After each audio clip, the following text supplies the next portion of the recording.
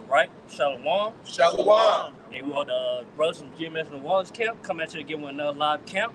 All right. Now, before we get started, we want to give our praises to Yahweh, the boss of Apostle Elder GMS, who we learned the truth from, that peace and mercy to the elect that's doing the will of Yahweh Shema Shah to the best of their ability. All right. Now, the first thing I want to talk about is that, hey, we're in the end times, man. You know, we're at the end of America. You know what I'm saying? And a lot of people could feel it. A lot of people could see. You know, but when they see these things, they want to ask, how do we know? The prophets, man, the whole elect, how do we know we're in the end times, man? How do we know for sure? All right, so that's what we're going into, man. We'll get scriptures on it. Go ahead. It's the book of 2nd Ezra, chapter 9, and verse 1, and it reads, He answered me then and said, Measure thou the time diligently in itself, and when thou seest part of the signs pass, which I have told thee before. So yeah, basically when you measure something, you see how far it is to get to like a certain length. No stuff like that. So yeah, we see like certain news of what's going on. Like we see, World War III is on the horizon. We see the MOTB about to come to pass. We see number of people killing each other, stealing, and all that's in the rise. And what else? We see number of evil and wickedness just multiplying, man. That's how we're in the end time. We measure that and we refer to the scripture and let us know. Go to verse 2, read verse 2. Let us know that our Lord is coming. Go ahead. It reads, Then shalt thou understand that it is the very same time wherein the highest will begin to visit the world which he made. Yeah, that's when the Lord started visiting the earth, man. You know what I'm saying? By letting these prophets come to pass, man. Let us know, our redemption draw nigh. And then we just waiting for that final moment, man. What's the nuclear destruction? Right here, man. We're waiting for that to come. Because once that comes, then we go into our new kingdom, man. That's about to come. The kingdom of Israel. Say something? Yeah. I want to say, so basically what the Archangel Uriel is telling Ezra is these scriptures shall be your tool, right? True. In order to measure something, you have to have a tool, right? Yeah. And what tool do you use? Measuring tape, a ruler, right? And there's marks on that ruler, and these marks on the ruler is what? These prophecies, right? These scriptures. Yeah, represent the events. That's right, gonna take place. That's gonna lead up to the Lord's coming. You know what I'm saying? That's how we measuring it. Because at the end of the day, like it's not a certain time or a date. The Lord says he's gonna come back. At the end of the day, the Lord let us know in the scriptures the events that's gonna come to pass before he comes. And by us seeing the events that we see right now, it refers to the scriptures, we know we're in the end times. That's right, We're closer than we think. You know what I'm saying? Got a little bit more too. Yeah. Just to go into what you said earlier, right? These are this is an example of a few of those marks, right? A few of those prophecies. Verse 3, it reads, Therefore, when there shall be seen earthquakes and uproars of the people in the world. You see earthquakes and uproars of the people, man? You know what I'm saying? We see they do the news, man. You know what I'm saying? So, that's another event that let us know we're in the end time. Verse 4, Then shalt thou well understand that the Most High spake of those things from the day that were before thee. And so like he spoke this, he declared the end from the beginning. That's right. Yeah, been spoken on many years now, man. Many ages. And now we're in those times, man. We're on those final age. You know what I'm saying? And the end is manifest. Yeah. Now you see, the end is being manifest, man, that we can see. You know what I'm saying? It's being manifest, man. You can clear, everybody knows it now. Everybody can see it, that we're in the end time. We're in the end of this world. That's right. In America. Hey, if I could add, I seen the other day on social media that the apocalypse is like a current event topic. Yeah. Oh, kind of like trending. It's trending. Yeah, it's trending. Bro, that's another thing. It's a new trend. Yeah, like we see like apocalypse movies, so-called apocalypse movies being put out back to back. That's how we know we're in the end times, right? Yeah. And we see Esau being revealed, for who he is, and the weakness that he put out for America. That's how you know we're in the end times. Yeah. You got something, bro? Yeah, the 2 Thessalonians. Yep. That's It's, good. 2 Thessalonians chapter 2, and I'll start at verse 3. Let no man deceive you by any means, for that day, all right, the last days, for that day shall not come except there be a falling away first, and that man of sin be revealed. Come and say, yeah, let a man deceive you. You know, they say, let the man fall away first, which we fell away. You know, and then it say the man be revealed, which is so-called Esau, man, which is so-called white man. He's being revealed for who he really is. You know, because it's being hidden for so long that you know, he try to hide his identity of who he is, but yeah, now it's being revealed by the prophets. You know. If I can say it real quick, because I was about to just, discard this word, but that brother had brought out, the revealing of who the actual devil is upon the earth, right?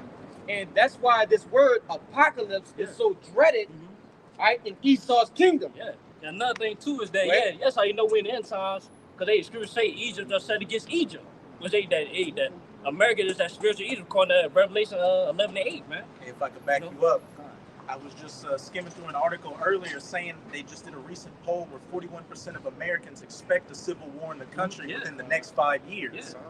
Well, I say we see Esau, going against their own nation, right? Exposing each other. That's right. That too.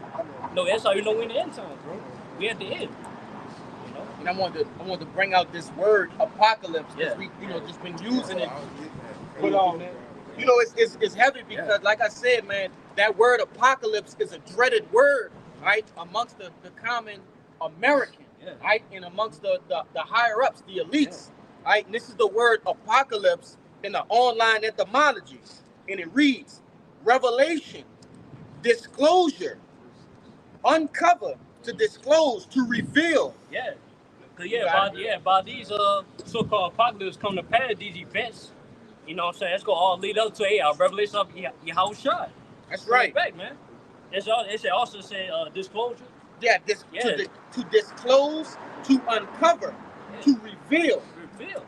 Yeah, everything's gonna reveal Yahushua. It's gonna reveal the Lord, because the Lord gonna show his power. Again, man, we let these events, come to pass.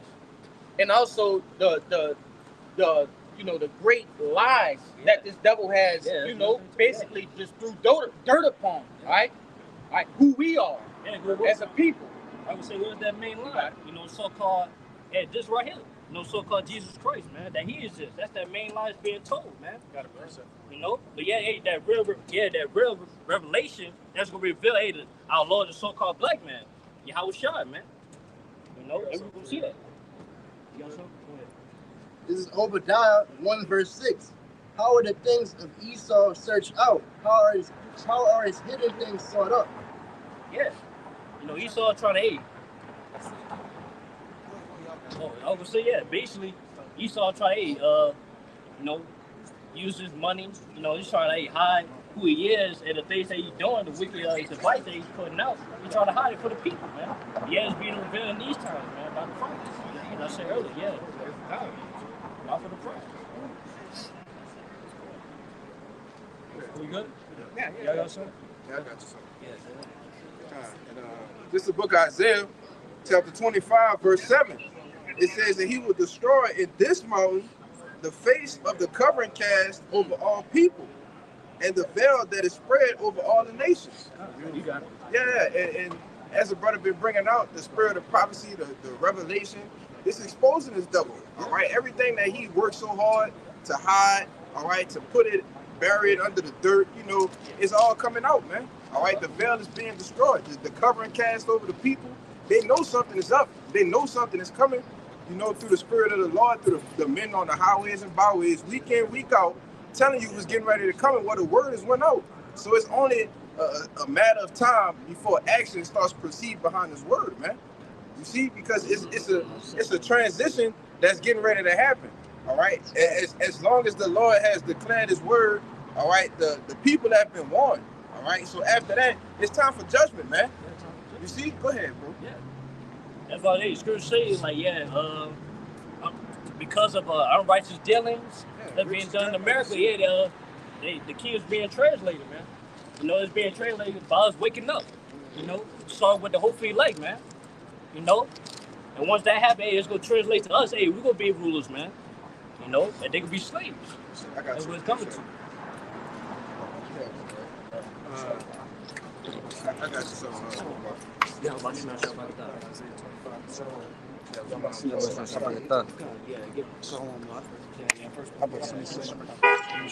This is the book of this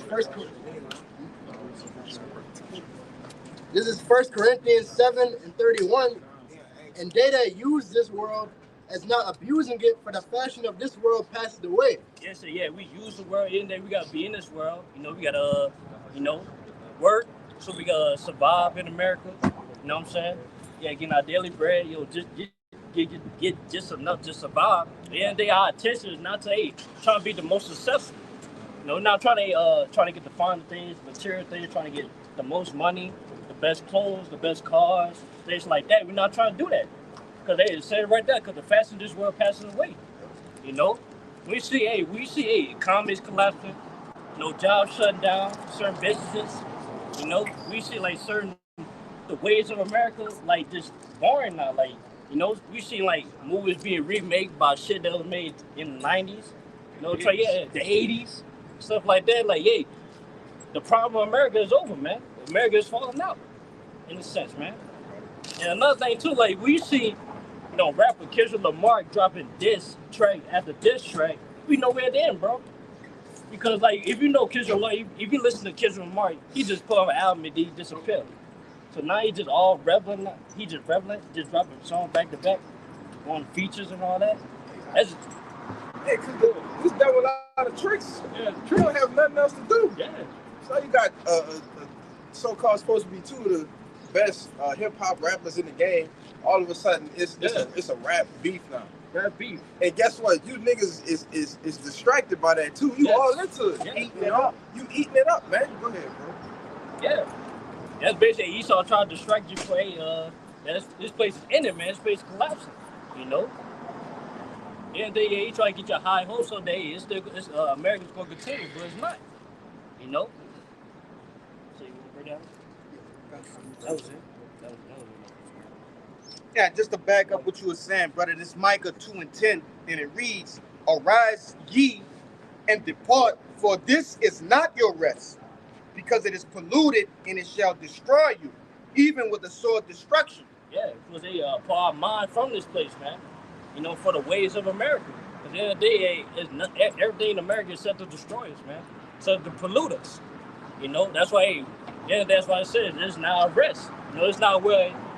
It's not a homeland. So it's not where we're safe at. Because all eyes are against us in America, especially those for elect. Captivity. Captivity. So that's why we're supposed to spiritually depart until we physically depart, man, from America. Yeah, if I may add, according to the book of 2nd Ezra, the 6th chapter, the kingdom of heaven is the place where rest will be allowed. Yeah. I've never seen a prisoner rest. He don't have a rest time. Yeah, okay, he may sleep, but he don't have rest. And we in captivity. We liken this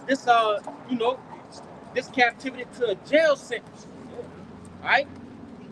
We ain't supposed to be resting. They think their prison, they cell is a rest. And that's not so, man. And the Lord tell you, it says, arise ye and depart. And that don't mean go flee, to the nation, to Israel. Okay? No. That means, like the brother beautifully put, remove your mind from this place. Okay? Put off that Babylonian mindset. Because that's what it takes in order to be what? To be, pretty much, and I ain't talking about these conscious communities, the right mindset. The mindset of what? The elect. But you got it, Yeah, because at the end of the day, like, America is collapsing, man.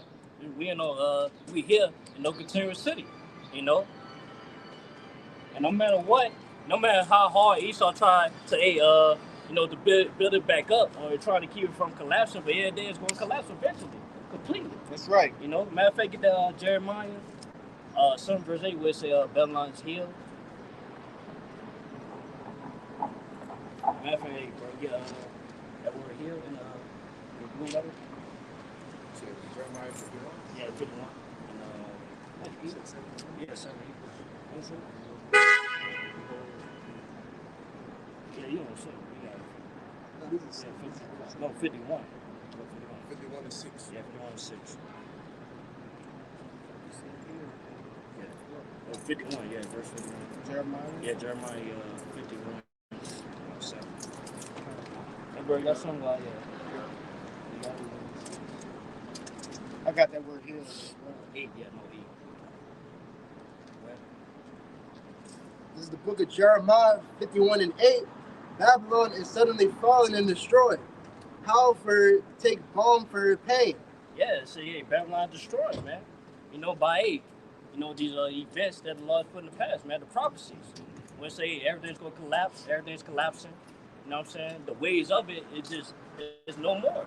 You know? Everybody started to do away with this place. You know what I'm saying? And it's falling. It's not going to get back up. Continue on. If so, be she may be healed. Yeah, what it means say where it say heal. You got the word heal? Yeah. Good. Yeah, this is the word heal in Jeremiah 51 and 8, and it's Rapha, right? And it's H7495. Biblical outline of biblical usage, it says to heal, to make helpful, right? Of God, healer, physician, right? And that's pretty much it. What the one say hurts of nation. Okay, of hurts of nations involving restored favor. Yeah. Yeah, basically they trying to restore themselves. They trying to restore that favor. You know what I'm saying? Yeah, they gonna try to do that with the NWO. You know what? Hey, bring the MOTB. They gonna think, hey, they in the club. You know what I'm saying? But yeah, the day the Lord's gonna shut all that down according to Job 20. You know? So they think they accomplished their goal. You know what I'm saying? The Lord's gonna give them what? How can I say it? Said rain upon them Yeah, while he eat. yeah, white leaf, man. They just gonna catch them out of well. I got that for you. That word required as healer as what physician. Yes, Physician, yeah. physician. All right, this is Sirach chapter 10, verse 10. The physician cutteth off a long disease, and he that is today a king, tomorrow shall die. God, you got it, bro. Yeah, so Hamashai is that physician. He's going to cut off the disease. And what is the disease? Esau and power. All right, the cancer of the earth, the hammer of the earth. Yeah, we're saying in scripture, fire cures leprosy. Yeah, fire. Leprosy, yeah. I got only way, hey, this place gotta be destroyed completely, man. So once this place destroyed, then hey, our king gonna come. You know? And then our king not gonna come while this place still going on. No, this place gotta be destroyed. With rulership completely. As a matter of fact, brother get Second Esdras 4:29. I was just Yeah, going there, God. but I got it. This is 2 Esdras 4, verse 29. I'll start at 28. But as concerning the things whereof thou asked me, I will tell thee, for the evil is sown, but the destruction thereof is not yet come. Verse 29. If therefore that which is sown be not turned upside down, and if the place where the evil is sown pass not away, then cannot it come that is sown with good. God, and what is that place that's sown with evil? America. You know, because as you can see, America is nothing but wickedness and foulness that's going on in America. You know, it said that if that don't pass away, then the place where the sown with good, which is our kingdom, that's about to come, that's not gonna come. Why is that place good? Because it's gonna be filled with righteousness, man.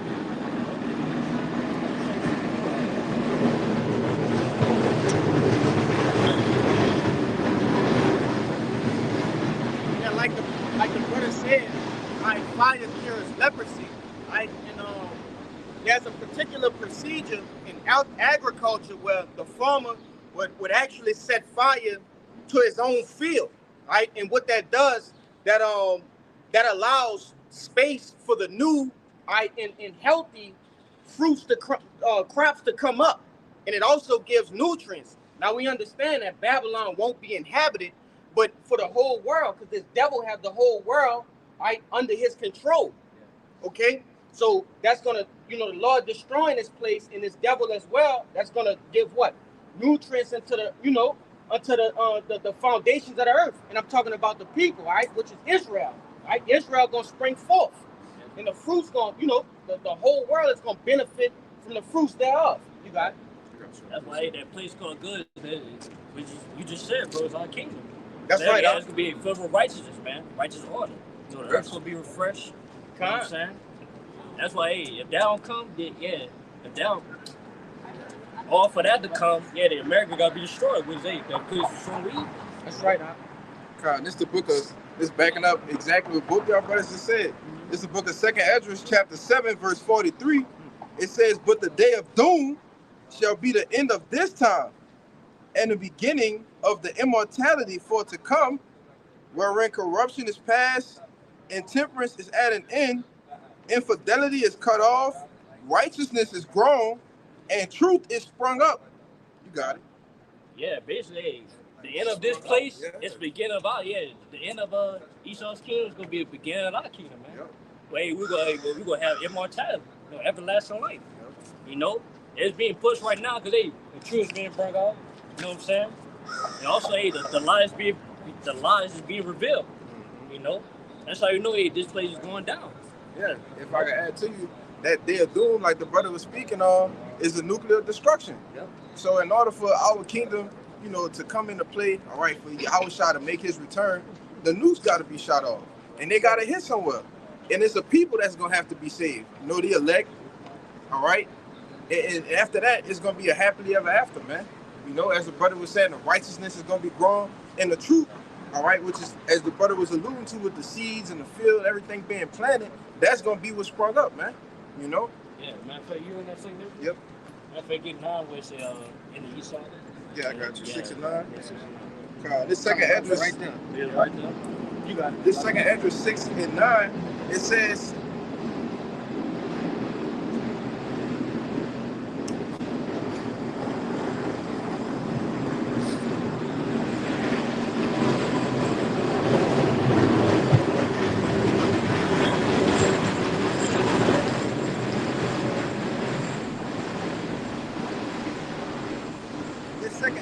I'm gonna start at 7.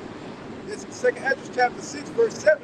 It says, "Then answered I and said, What shall be the parting asunder of the times, or when shall be the end of the first, and the beginning of it that follow it?" And I brought that out to allude to what you started off on, bro. What's the parting of times? How do we know we're in the times of the end of Esau? It says, you want to say something? It says, verse 8, "And he said unto me, From Abraham unto Isaac, when Jacob and Esau were born, of him Jacob had held first the hill of Esau," which is a symbolic, all right, for him pulling down Esau's kingdom, which we're doing now. Is verse 9, it says, "For Esau is the end of the world, and Jacob is the beginning of it that follow it." That just show you right there, hey, what's gonna happen with this place end. No way. As soon as this place end, hey, then our kingdom gonna come. It's gonna be the new beginning. You know, the new season. You know, because right now, hey, we in the season finale of America, man. Waiting for that final episode, which ain't the nuclear destruction. And once that comes in, it's gonna be a new season, man. Our kingdom. This is the series The finale. series finale, yeah, series finale. Like Kalaya was mentioning with the vineyard,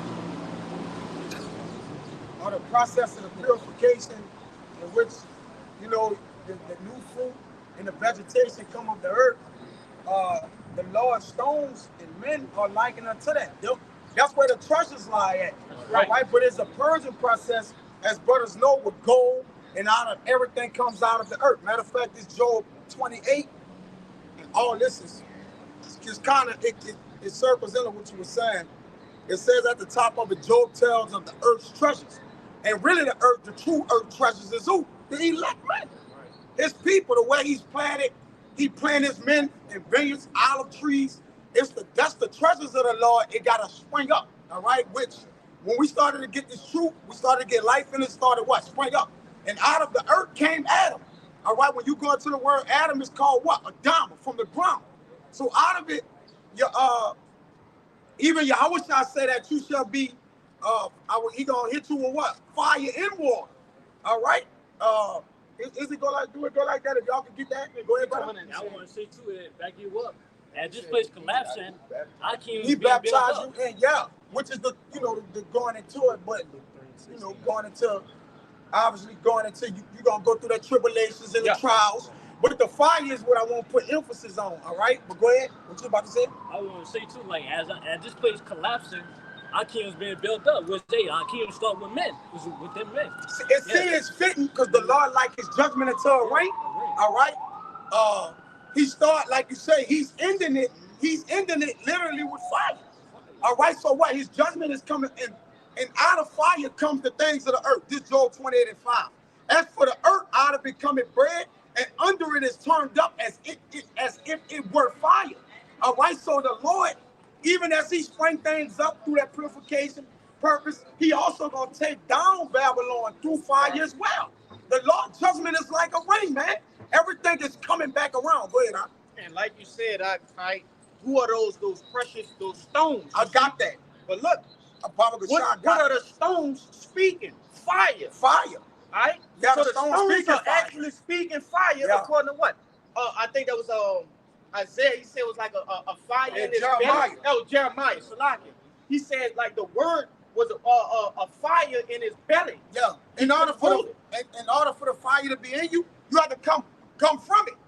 It had to be a beginning. You had the fire with the line within you, man. And that's even more why the Lord dealing with the fire in the beginning, in the middle, and end is even Yahweh Shai, even our spirits are consuming fires, man. Our spirits is what we're made of. So when the Lord put that fire in a vessel, all right, it only can come forth of it as fire. That's why I'm making you as Jacob shall be a flame, and Joseph, come on, a fire, man. So the Lord, the judgment is started from the beginning, coming back round to the end. Let me get this. This is Job 28:1. I jumped to 5 to go to the fire point, all right? It says, surely there is a vein for the silver, and that vein is vein. Obviously, you know, it's a vessel within, and a place for where they find it, all right? And gold is purified through what? Fire. If we're the stones or we're the gold precious of the elect, the fire is purifying us, man. It purifies, it get in us, then we what? Burn the people with it. That's right. And then the Lord gonna crush this place with fire. Even with the angels. Everything gonna go back to fire. Go ahead, huh? Yeah, even the shit we doing right now, because the word represents the fire. The word. In Jeremiah, it says, verse 2, iron is taken out of the earth and brass is molten out of the stone. Which brass, all that, you know, you get the burning and the molten and what you call that, man, when you got the mask on, the proper way of doing it? Welding, and you know, you burning the brass, the hot iron, things of that nature, man. That's how purification is brought forth, right? The best of something is brought forth, and that's why the diamond or the gold got to finish out of the fire for the perfection. And that's the same with us, all right? We coming from the fire, in the fire, out of the fire, back to the fire. Come on, man. We'll fire ourselves, man. It's heavy. It says, he set it into darkness and searching out all perfection, the stones of darkness and the shadow of death. All right, which we know that goes into the wicked, man. They're the shadow of death or the stones of darkness, man. Okay, go ahead, brother. If I can say, hey, brother, you know, hey, only the elect gonna lock into this part what brothers is talking about, because this super heavy. Hey, you gotta lock in. Yeah. Hey, this is super heavy. This gonna go over the heads of the average J. And that's why that's the goal of the Lord. That's the jewels of the Lord. That's right. He's making them up right now. All right, but again, as a process, remember that video I put in with the brother said this is the final Persian, or whatever, the final. Like yeah, he was going into the actual way you actually bring forth the purging and, you know, the different steps. He went in the depth, man. It's heavy, all right. It says the flood break it out from the inhabitant, even the waters forgotten of the foot. They are dried up, they are gone away from men. Back to the 5. As for earth, out of it cometh bread, and under it turned up as if it were fire. The stones of it are the places of sapphire. Now, when you look in the Lord's garden, he got sapphires. And speak about all his, he got emeralds, carbuncles, all right? All that ties back in to his man, all right? His garden, his flower, his garden bed. The Lord said, Ecclesiastes, my garden bed, all right? The garden bed makes up the husbandry, well, what the harvest is at, all right? That's where the Lord getting busy at, man. But he's cooking, he's purifying, he's working. All right, let me get this. It says the stones of it are the place of sapphires, and it had dust of gold. All right. There's the path which no fowl nor that which the vulture's eye had not seen, which the wicked don't understand these things, or even the vultures are the things that's unclean. Can't even really come. It can't tie in with the good, man. So they can't defile the garden bed. All right, because you know the vulture, they eat up the defiled things and clean it. That can't even come near the white. They eat They that. don't want to eat life. Right? A vulture don't want to eat life. He don't want to eat life. He's created to eat death. That's why he's the shadow of death, or the stones of darkness. All right? It says, I mean, I could keep going, but it's comparing the treasures of the earth, all right, as if the actual process of actually getting bread and different things are coming forward, but it's likened to the vessels of the Lord, man, and that's how the Lord have us in vessels of honor. But that's what it takes to have a vessel of honor. This is the process, man. You know, but you got it, bro. Y'all got it. It's a lot. I got a little long. Yeah, I got a precept. It's simple to, to explain it like that. I got a precept to back the brother. That brother, you got a precept or not? Go ahead, you got two, bring them out. It's Jeremiah 5:14. Wherefore thus saith the Lord of hosts, because ye speak this word, behold, I will make my words in thy mouth fire, and this people wood, and it shall devour them. That's what I'm saying earlier. Like, hey, the word represents the fire, man. And we devouring them, man. We burn them up by the words we speaking. We burn the people up, like we burn this place down, man. We tear it down.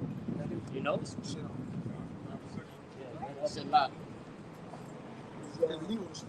This is Jeremiah 20:9. Then I said, I will not make mention of him, nor speak any more in his name. But his word was in mine heart as a burning fire, shut up in my bones. And I was weary with forbearing, and I could not stay. Like when fire get on you, like the whole point, you gotta get it out. You want to get it out, right?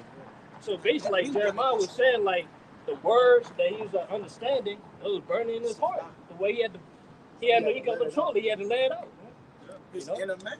One thing about fire, you can't just keep it in a jar sitting still. Yeah. Fire consumes whatever's around you. Yeah. Try holding fire in your hand and see what's gonna happen. You got to implode. Try doing that. Good luck. It got to be kindled. Wait a fire. It got to be kindled. But the things that's necessary to kindle it have to be thrown in it. You can't just throw anything in it for the kindle. That's right. You'll smother it. You'll smother it. You'll do. So the Lord, in order to build his fire in his men, he's throwing the ingredients that's needed to kindle their fire, man. That's why men's spirits are invigorated, man. You got to get fire in you to serve the Lord, man. They just want to come around like, nah, you got to want to get hunger. Like, no, I need to start leveling up, man. You know? And you do that by your fire is going to get kindled. The more you go hard for the Lord, putting off other things that don't kindle your fucking self, man. A man's spirit is a candle in him. All right? In order for it to be lit and be going, the Lord, you got to be giving more to the Lord, dealing with the Lord, man. And the Lord going to flame you up. Because we flames, man. You got it, bro. There's a process. If I may add, you brothers got it. Those brothers who deal with outdoors and things like that, starting fires, right? It's we're not talking about having a big lighter, and even with that, it's a process to starting a fire. You can't just have an ember and just throw a heap of tinder on it, right? You will smother the flame, right? And you can't just throw gasoline on a small flame, right? It's going to implode on you, right? And then what good is the flame to you when you destroyed by it? Yeah. Okay? So it's a process that the Lord have to build your flame up, right? You have to sit down, you have to blow into it, and you can't blow vigorously. You have to tend to it. It's like a with the Bushmen, right? They look at it like a baby. You have to care for it as a small baby, right? And just to back up the brother, it's a process. The Lord have to deal with you, all right, in order to bring your flame up. You got it. Hey, and that's what the Lord is doing with his men. He kindling it. He blow it a little bit. All right, Jay catching hell 3, 4, 5 months in a row, and then after that, the Lord allowed the fire to just subside a little bit. Because that's the perfect way to cook something. Exactly. Right. Just like the frog in the pot, you can't turn it too high. It gotta have the perfect what? Boiling temperature. That's right. To get the food cooked to its perfection. You can't put on some shit on 8. Some things gotta go on 8 till it get it browned up to the water, and you got 11 to 6. Burn it. So you're gonna burn things. So you gotta, even when you cooking, you gotta watch the fire. That's like right, it's time to turn it down. It's time in the beginning to turn it up, to get the water burning, the things going. So even with us, until the Lord make the perfect flame, because you can't even be wild with your flame. You can't even, if your spirit is so wild, it's gonna be uncontrolled. Uncontrolled fire will burn yourself. Yep. And no man that got fire want to burn himself, man. That's right. All right, because now you're killing your own self. So you got to be able to maintain your own spirit, man. That's right. All right, and the Lord is doing that through a purging process, man. There's a process. And if I could say, our elder brother Yakina talks about it all the time. When is the flame at its perfectness? When it's that calm blue flame. That blue flame is a whole other color. Mm-hmm. Because when the fire's out of control, it's raging, and you can tell when that fire is red, it's raging, it's super hot. When it's too low, it's like a spark, it's like a embers. But when it's at that perfect blueness, it's calm and it's perfect. And it even says one of your favorite ones in Proverbs, the blueness of the womb. Yep. Hey, that blueness, healing everything. Yes. Yep. Heavy. That backing up what you were saying. The repot. Heavy. Repot. Backing up what you were saying, the Most High, he'll put you through things to, temper that steel, purify that gold. He'll pull back, let you heal up a little bit, then hit you with a different shot. And each shot you get hit with, that just makes you that much more perfected and perfect, and be able to more utilize yourself in the truth and in your walk. Acceptable. Heavy, you gotta understand what's going on, brothers. Using analogies. Brothers are using analogies on how you grow, the way the Lord deal with us, man. Like it's up there. I'm gonna say this: the Lord got the spirit on. Hey, the fear of the Lord. Man, right now.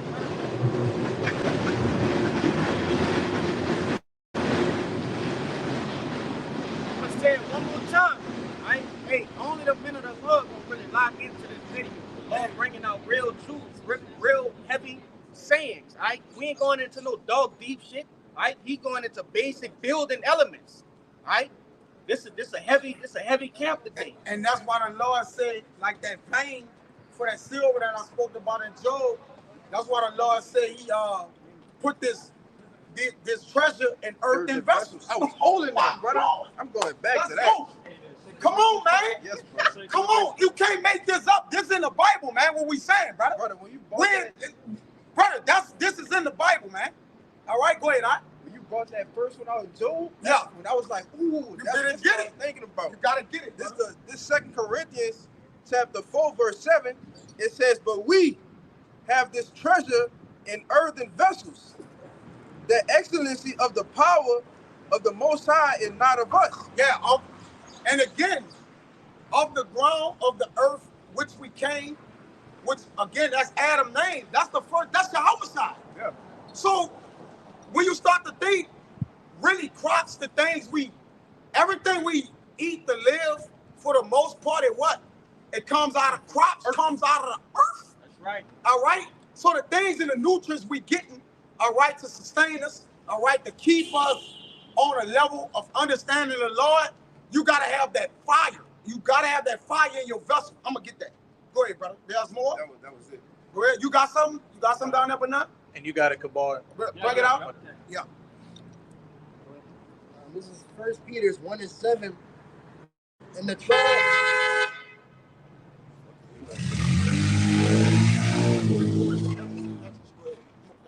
This is 1 Peter 1:7. The trial of your faith, being much more precious than fine gold that perisheth, though it be tried with fire, might be found unto praise and honor in the glory of the appearing of Hamashiach Yahushua. Tried by fire. That's something to back that up. Yeah, basically, that's why we're being tried by that fire, man. So they test all we really ate. The trial of our faith, do we really believe?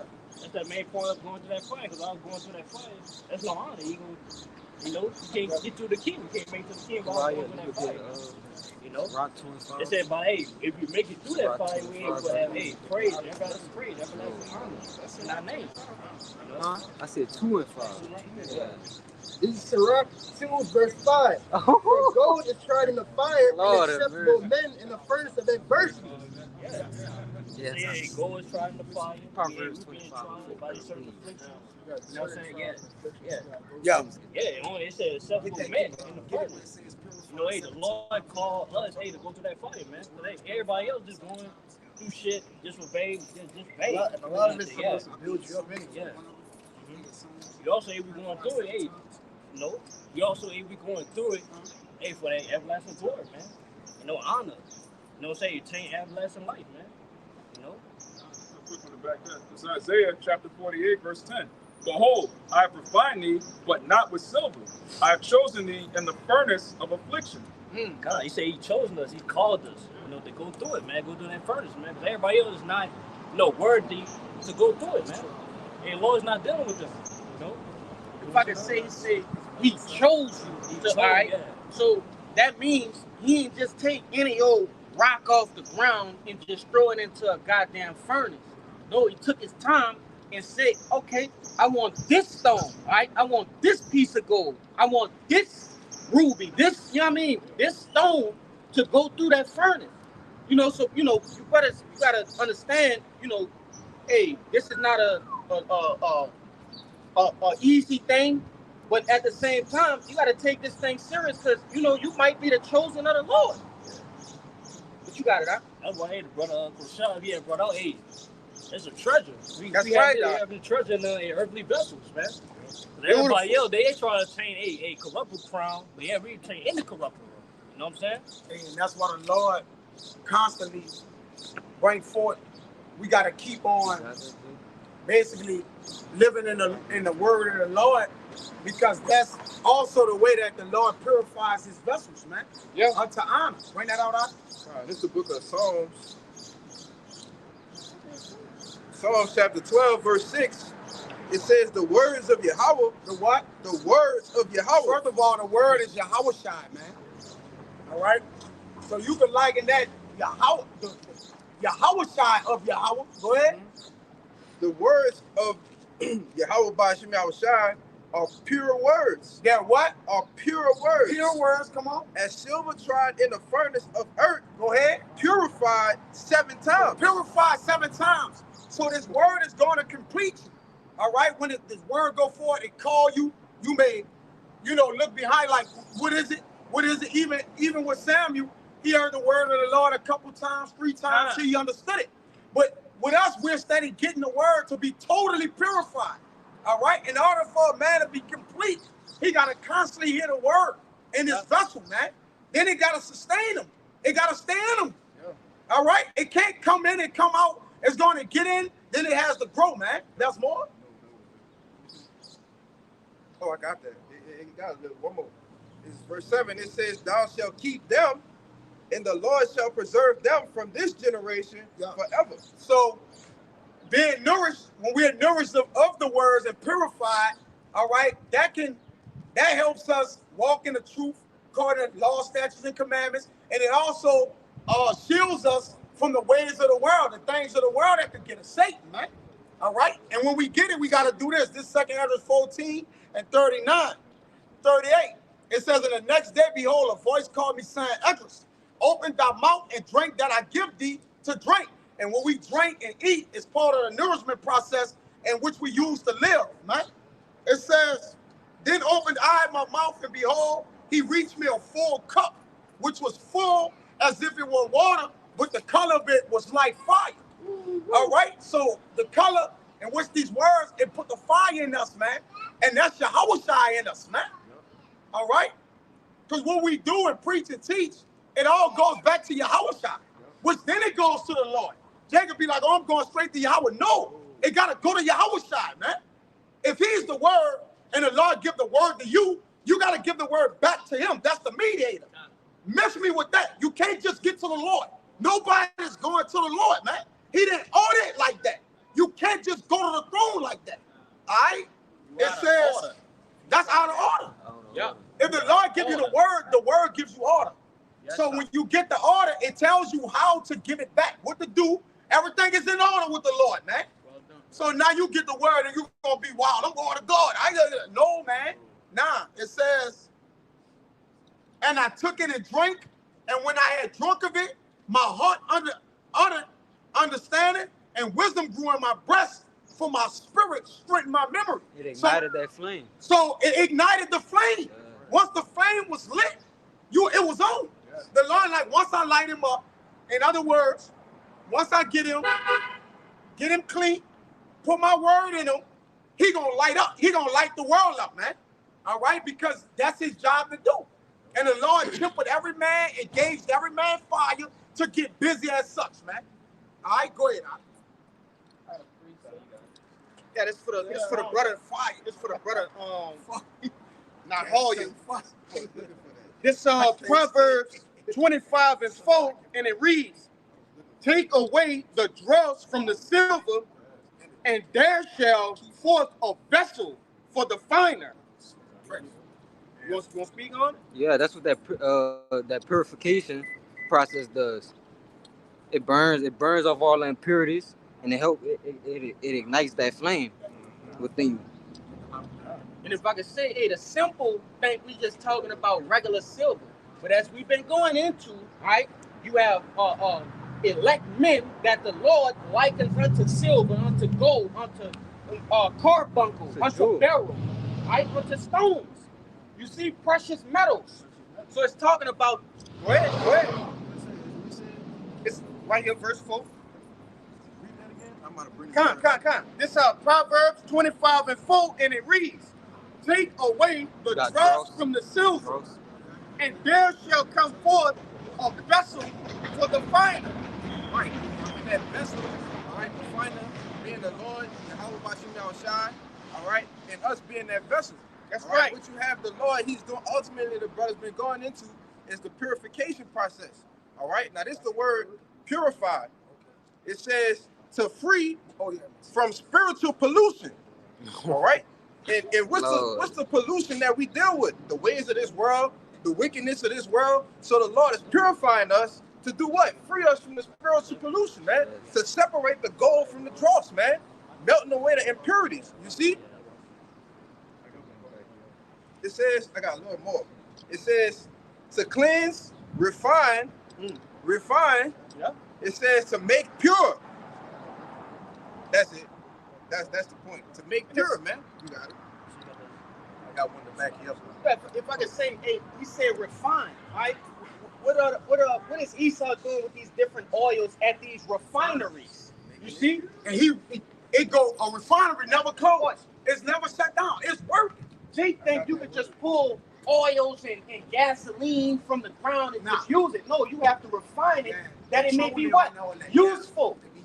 You're talking about refining oil. What do we have? Come on, Oil. The real the oil being poured into these vessels. That's right.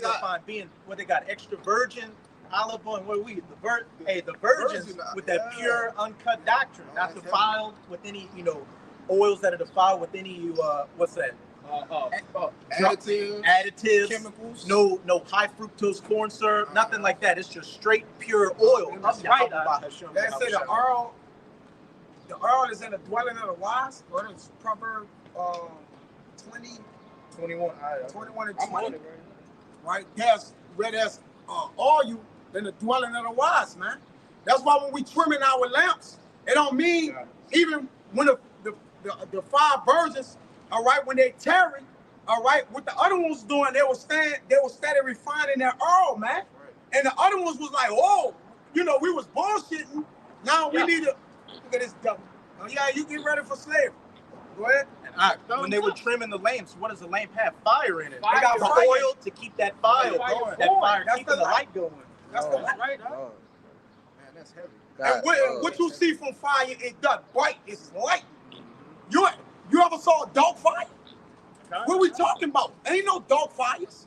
You ever saw a fire that you couldn't actually see? I'm talking about like literally you look at it, but it's just dark and it's not. No, fire has light to it, man. And that's why our vessels lighted up like that, man. Go ahead, If I can say real quick, that fire in that lamp was perfectly tempered. So what? The lamp didn't burst. it didn't catch everything And else they on get fire. tried. Yeah. It was tempered. That's the vessels of honor. They're gonna be tempered to where they again they're not gonna explode. All right, they're not gonna underperform or don't work as well as they fire. Gonna be what? Perfect. That's the end of that man though. But you gotta get to the end of the man. All right, what's the Lord gonna purify? Go ahead. One more. And when they say the bridegroom came, Go ahead, you got it. in that parable, when they say the bridegroom came at midnight in darkness, and aren't we walking in the lane of darkness with this light shining forth? If I could quickly add, all right, and I'm gonna say this again. If any brother know about being in the wild, bushcraft, like 12 o'clock, midnight, that's the time when Jake really want to go to sleep, and you have to put enough tinder on the fire to keep it going to the next day. You see, because they say it coming in the middle of the night. That's when people the fire When it go out. burn out. Yeah, it's gonna go out. Mm-hmm. So people are sleeping. That's right. You can't tend to it. You can't tend to You it. sleep. And that's just a heavy thing that brother had said, man, because we are like into that hour right now. Yeah, People are asleep. That's why we don't sleep in the night. That's We're right. the children of the day. Y'all got it, though. The night, it says, desire not the night, Job 36:20, when men are cut off in their place. The That's same right. thing as a fire. That's right. All right, in the night, it'll just cut off in the flame. Be like, man, I went to sleep. Nuts bush, Roasting. over open fire. Man, the fire got to be open, man. That's right, How you gonna roast the marshmallow or whatever, eat a fuck doing if the fire gone, man? Hey, all right, go ahead. It's a dew. Every morning the dew comes. We do. Yeah. And it wet the ground. That's gonna put your fire out. That's right. You can liken the dew into what? Temptations, man. Yeah. See, that's gonna come and knock you off what? Knock your fire off the whatever's kindling it. You see? Well, we our size as the what? The morning star. That's right. You know what I'm saying? Like, come on, man. You gotta watch. We gonna get That's the beginning of the watch. for this video. Hey, I gotta break this word off Hey, that, brother. standeth upon my watch. That's right. Now this that word refined. You got Morning it. star, man. It says this the word refined in the online etymology. It says to bring or reduce to a pure state or a condition of purity as full as possible.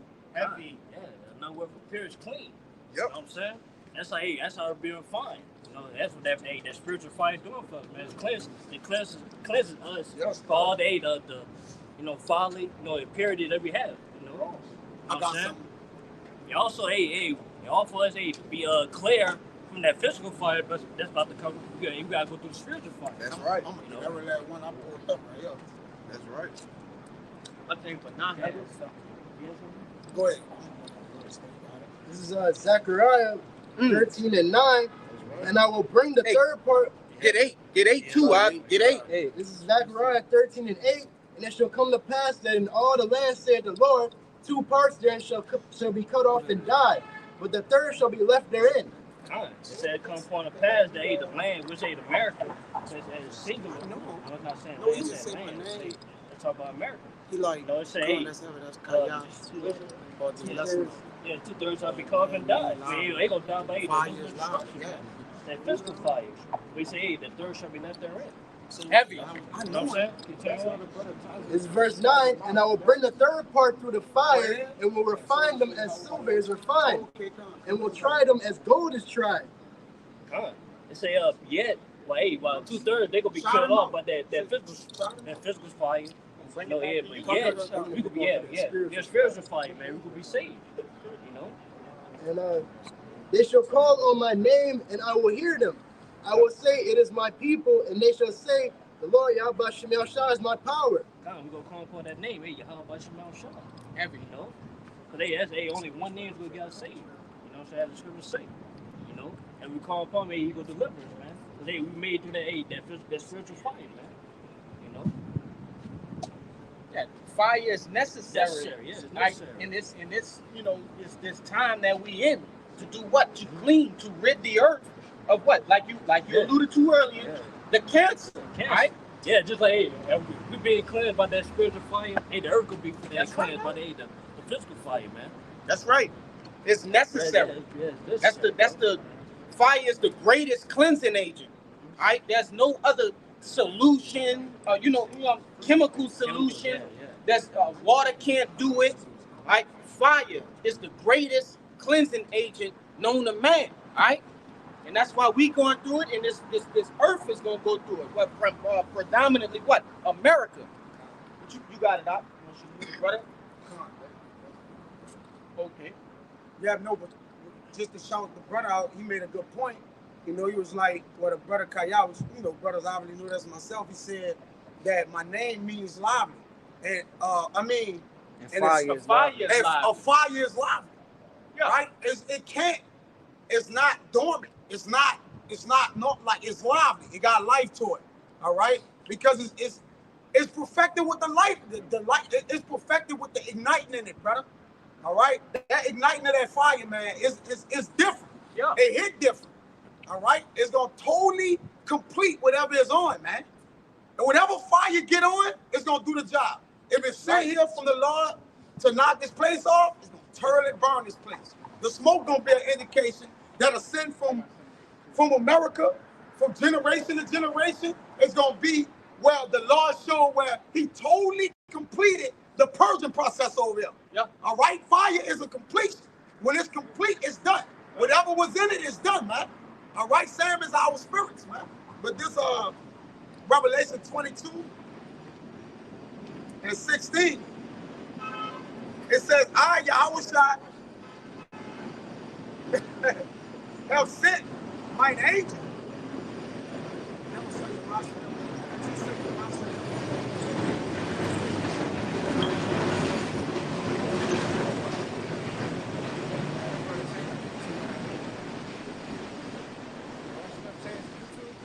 It says, Shalom, man. This Revelation, you got it. Hey, you got it, brother. This Revelation 22 and 16. I, Yahushua, have sent my angels to testify unto you, until you these things in the churches. I am the root and the offspring of David and the bright and morning star. Because I had mentioned that, but you got it. But hey, that's talking about Yahushua, man. Because he said, I am the root, offspring of David. I mean, he came to save a man. You know, which he came from the lineage of David. You know, he said he is that morning star.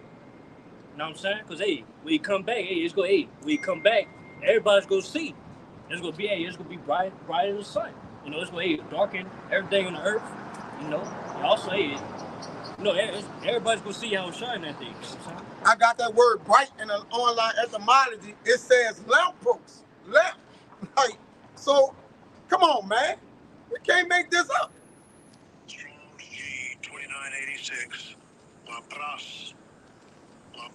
Lampras, which lamp, it got lamp. It says shining, brilliant, clear, transparent.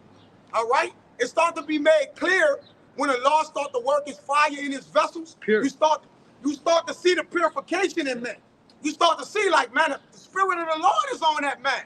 All right? Yeah, it's gonna be clear, hey, who the Lord is. Yeah, splendid, magnificent. So out of the vessel of that which is pushing forth that fire, you're going to see the magnificence. Then you'll know where the fire came from.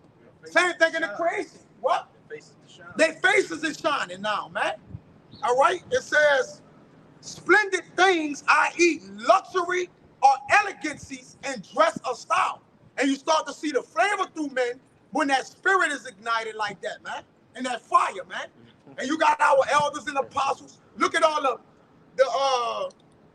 the elegancies you see in them. All the differences in his in the Lord garden bed, all right? You know, the different things, the campfire, all the special herbs and the things the Lord like, man. Frankincense and different things like that, man. That's made up of his men. All right? It says the goodly, the white, the gorgeous men, right? All right? Those are what the Lord speaking of as that's the word bright in Revelation, man. All right? And that's Yahushua. So when Yahushua get in you, that's what the reflection show. That's why it says in Proverbs 27 and 19, as in water, face answering to face, so the heart of man to man. Your spirit is reflecting what you're doing for the Lord, man. Yes. All right? Go ahead, Doc. I got a precept if you want to speak on it. You want to speak on it? Wait. In the etymology, I gotta get it. You got it. It says a torch, a lamp. Ah, hear me. I praise God. It says a torch, a lamp, the flame of which is fed with oil. Go ahead, man. Fed with oil. Fed with oil. You got it. Yeah, represent the word. Like, us having that spiritual fire. Come on, man. So that fire of the word, it's being kindled. It's being, you know what I'm saying? What up, man? Well, that oil. Which the oil represent the word too. You know? If I could say, that's why I tell you in, in Revelations, I would rather ye be hot or cold, all right? Likened unto a fire, all right? Either one or two things gonna happen. You're gonna be either hot like a flame or cold like, without fire. You see? And only the oil can do what? Feed that flame. The Lord gotta light you up. In other words, you can't make yourself hot, Jay. This ain't no rap video. This ain't no diss track, whatever. You can't make yourself hot. You can't get on this track and ride that beat. You gotta have the Earl. The Earl make you hot. Yeah, Jay. So you can't be a self-proclaimed prophet. All right? You can put out as much video, anything you want. If the Earl is not feeding that flame, you ain't got it. There's nothing you can do. You don't have a flame. It's you don't have a flame. All right? You got it. Y'all got it.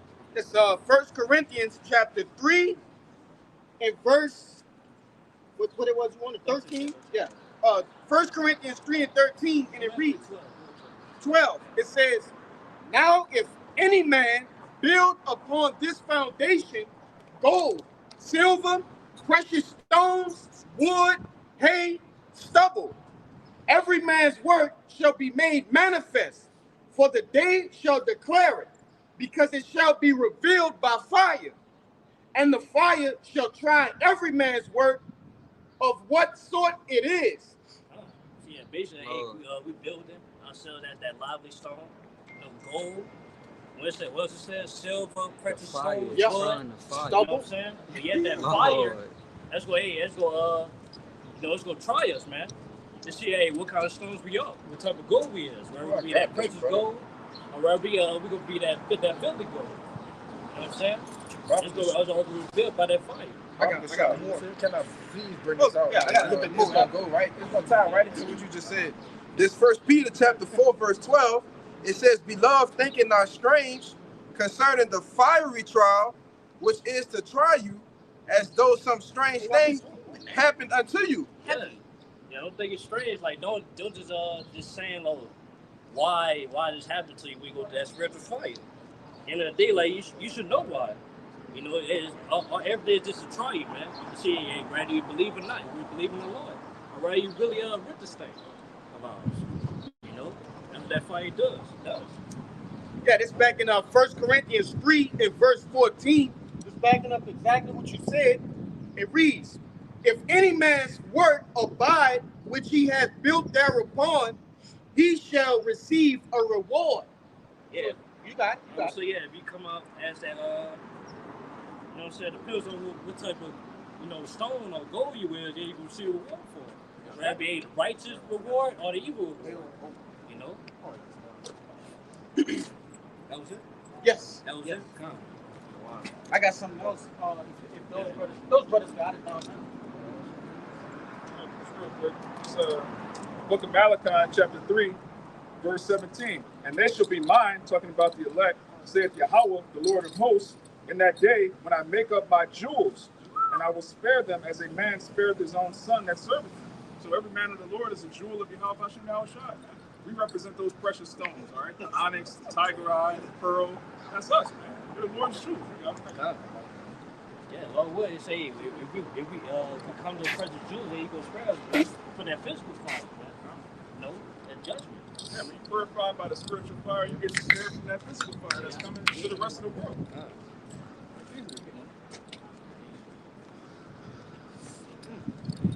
Got you. This for you, huh? All right, because we've been speaking about a physical fire. I mean, and also what? A spiritual fire. So this is 1 Peter chapter 2 and verse 20, and it reads, for what glory is it if, when ye be buffeted for your faults, ye shall take it patiently. And that's a question mark. But if, when ye do well and suffer for it, ye take it patiently, this is acceptable with Yahweh. You got it. Like, con. Right, and you know, brother's been speaking on a spiritual fire. These are the things that we go through on a daily basis. Right, the things that, you know, the normal Jake will lose their wits over. Right, but you got to take these things, all right, cheerfully. Okay, you got to endure them like a hard soldier, man, because these are the very same things that are going to lead you into perfection. Right, you don't see gold crying about, damn, this fire is too hot. No, because gold knows it's going to be beautiful at the end of its purification process. And we are likened unto the same thing. Right? That's why gold holds up in the furnace. Okay? You got it. Hey, I would just say this like this, bro. You got two options. You can either go through the fire or go through the fire, man. Yeah. That's it. You got two choices, fire or fire. Yes. Stupid All dumb. right? You hear me? You're either gonna walk all the way through unscathed, well, not refined. You're gonna walk through either refined or you're gonna get caught in it and burned up. Yeah. You're gonna let the fire overtake you? And even then, you get purified either way. Yeah, you're going to be refined or refined. Yeah, that's it. One of the two. As it says in what? 2nd Ezra, the 9th chapter. The same shall know by death by pain. Right? And we are dying by pain in a spiritual sense. Right now, as we speak, okay, we are going through things that aren't comfortable. Right? Our old man is being what? We killing our old man daily. The fiery trial, brother. That's right, brother. Yes. You know? But Like you that got other it, brother. down here says, Yakana, hey, I'd rather go through the spiritual fire than get burned by this nuclear fire. And you got to purge your flesh in order to fill it in your spirit. Yes. That's why the Lord do that. Right? The flesh is a vessel for your spirit. And unless the Lord prick your... Hey, when a man feel pain in his body, it says it what to his nervous is in his mind. Yeah. What's your mind? That's your spirit. Right? So you got to get purged in your flesh to understand it through your spirit, man. Everything is a process. And that lets your mind tell you, man, I don't want to go through that again. So I'm going to refine Change my it. actions. So I don't... And you start to change and work towards that which is what? That's buffeting you, man. All right? And that's why the Lord put the spirit on men, to understand their infirmities. If you understand that we was going to have permanent infirmities, and get that in 2nd Ezra where it says the malignant root, all right? Which that permanent infirmity was made permanent through the sin in Adam, all right? But sin is sickness as well. Sin is a sickness, it's a mourning, all right? It's a suffering. So the same thing we suffer from, acknowledge what we ought to do to what? Carry. Yeah. Same thing as a brick of gold. The Lord made it perfect to understand that he made the process of the body or the layer of the gold perfect to go through what it's going through. Yes. In order to survive it. That's why Yahushua had a body in Hebrews 10 and 5. He said, thou offering and sacrifices thou when it's not, but thou hast gave me a body, has prepared me a body to endure everything he had to go through, man. Same as our vessels. Yeah. All right, we gonna suffer for a time, but joy gotta spring up, man. And that's what we gonna get in the spirit, man. The joy. I had that too. If I could just quickly say, hey, brother, you made a beautiful point, because what the Lord tell you, he said he's not going to give you things that are too much for you, right? And that's likened unto you know, that's likened unto what? The purging process for different metals. If you turn the heat up too high on iron, it's going to melt. If you turn the heat up too high on what? Gold is going to melt. Right? So you have to have the perfect temperature. And we talking about, you know, the Lord. So he's a perfect forger. Right? When you forge things, you have to have, right, an understanding and expertise in making jewels and making, you know, different metals. Hey, Yahweh shot. You see? So he automatically off the dump is the perfect forger. You see? You want to second this? So I got something back up. I found it. Real quick, Salaki, brother. This is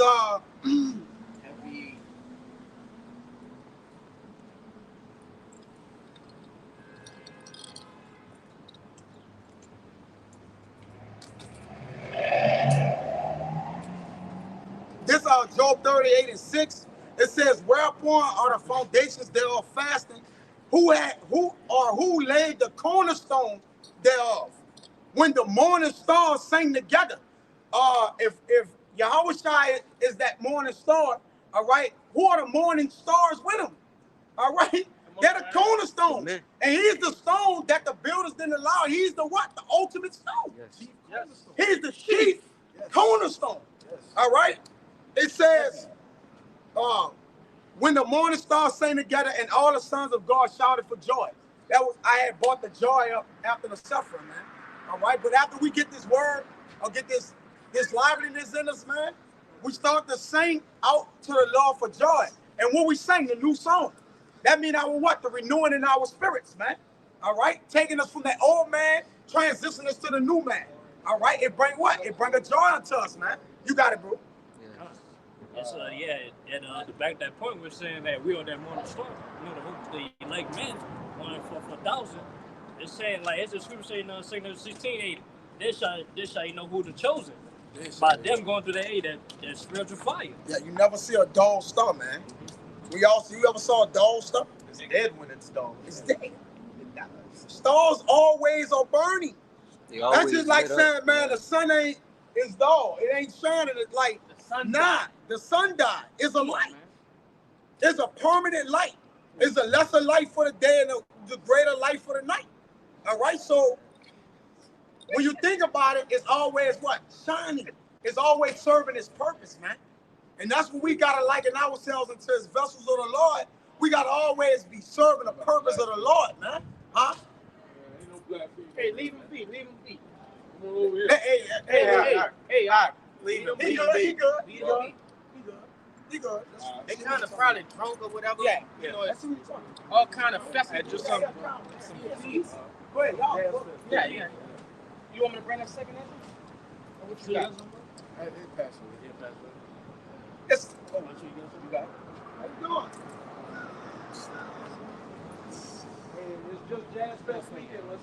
I got the second Esdras for you. It's the book of Second Esdras, chapter 7 and verse 7. And it reads, "The entrance thereof is narrow." Oh, you want to start 6? All right. Come. Second Esdras 7 and 6. And it reads, "There is also another thing. A city is builded and set upon a broad field, and is full of good things." What's that city that's being built? The kingdom. You know, it's the path thereof. It's a broad field. You know, walking to it. What is that broad field? You know what I'm saying? Hey, the difficulties. You know what I'm saying? Everybody, they will go to in that path. What's on either side of it? Yeah, you said. Next verse. You know, so say, yeah, like that city that's being built is filled with good things. And what is that good thing that we were talking about earlier, man? Righteousness, you know, full of righteousness.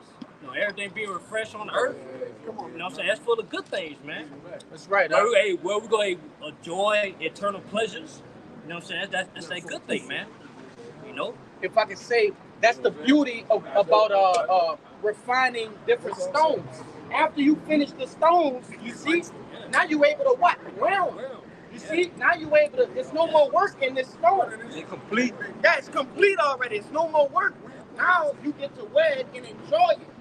You see, and that's the whole process that the Lord got us going through. You know what I mean?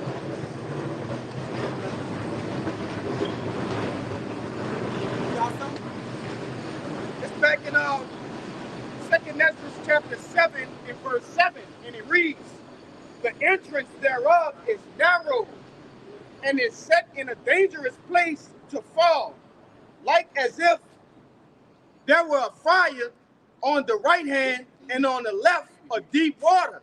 I said the entrance, we enter to that path, we come to the truth. Hey, what the main thing we come to the truth? Hey, you know, to be delivered from this place and make to our kingdom, be the first fruit. And make to our kingdom. It said to that path, through that way is a straight gate. You know, it said narrow, it means straight. You know, it means it's only one way to make it to the kingdom, man. That's in the next couple of Yeah, verses. Straight. It means a position of difficulty. Yeah, That's right. Difficult. You know, as it said in that verse, it said, yeah, but in that path, the rise of the fire, and the left is the water, man. What they narrow path. Yeah, narrow path.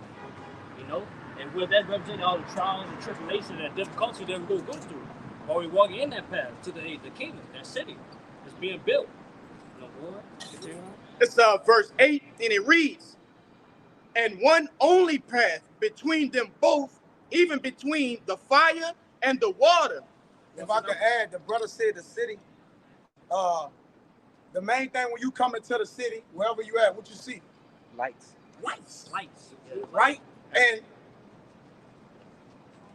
whenever you know, then you get it right back. Go ahead. Or you going into the Matthew?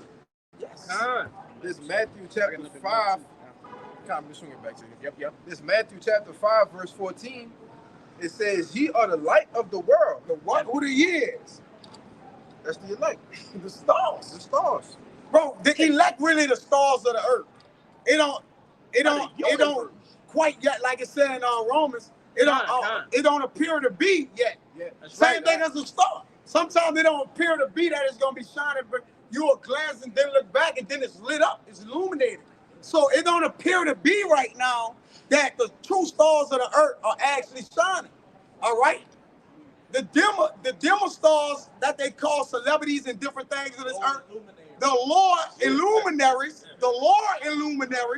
are actually the ones that shine, right? Because the world is upside down. But as it speak about Acts, the men that came turned the world upside down all come hither also, which are the real stars of the world.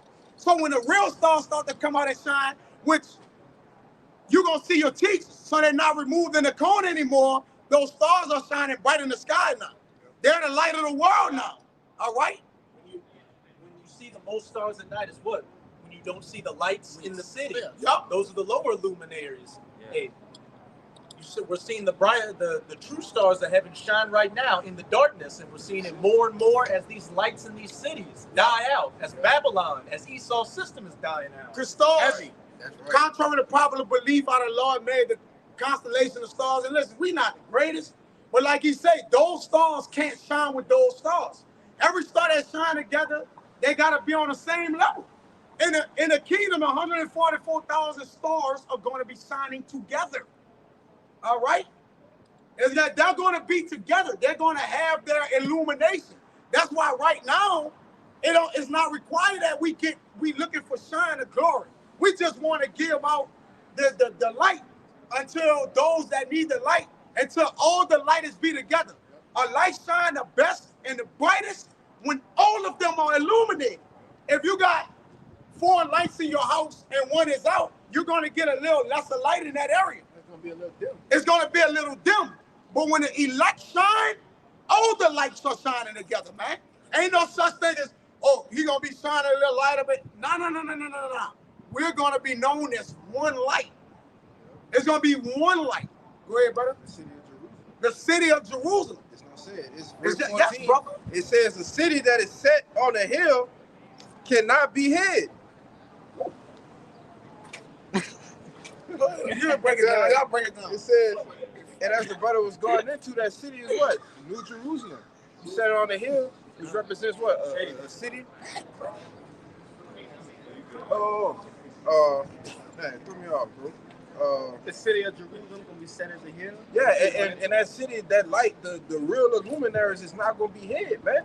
You see? It's going to be shining so bright that what? Everybody going to see it, say, we're going to go back to being what? That perfection of beauty. All right? Yeah, because we ain't going to be hid no more. I got a precept. It's Sirach 25 verse 11. But the love of the Lord passeth all things for illumination. And he that holdeth it, whereunto shall he be likened. And that's right. He say, hey, the love of the Lord, hey, the words, law, statute, commandments, that pass all, the illumination, man. I mean, hey, it's brighter than any lights, man. That's what little It say he that hold on to the elect men that's holding on to this, the words, which say the love of the Lord, hey, they're lighting up to it. They brighter. They too much brighter than all the lights that you can see, man. The physical light, So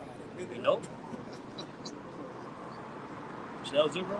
They got a little more. This back in Matthew 5 and 15, it says, neither do men light a candle and put it under a bushel, but on a candlestick, and it giveth light unto all that are in the house. Like the Lord say, he that seeketh to be known, all right, he what? He speak openly. Yep. You can't be like, I got this light, but I'm gonna go in certain places and do that. No. The Lord like, nah, go into the chief place where all the lights are on there, where all the people is at.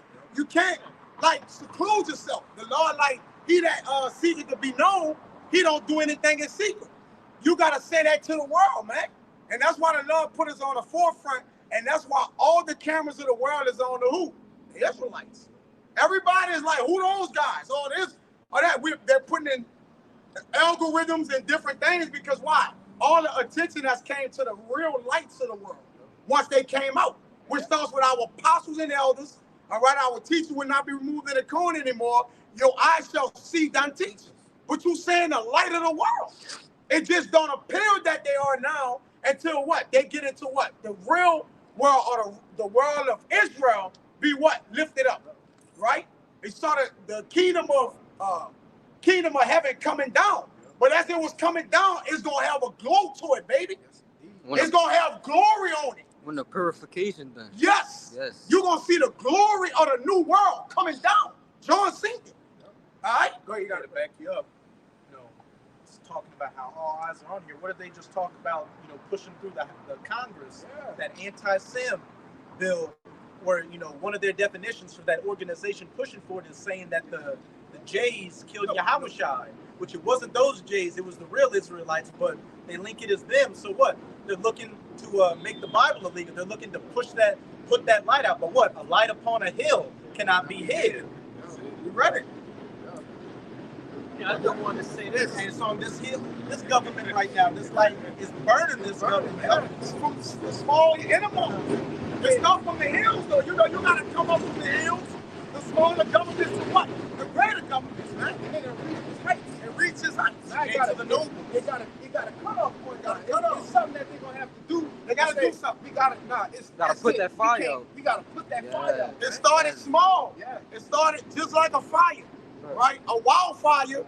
Fires you see, it starts small. Fires don't usually be big.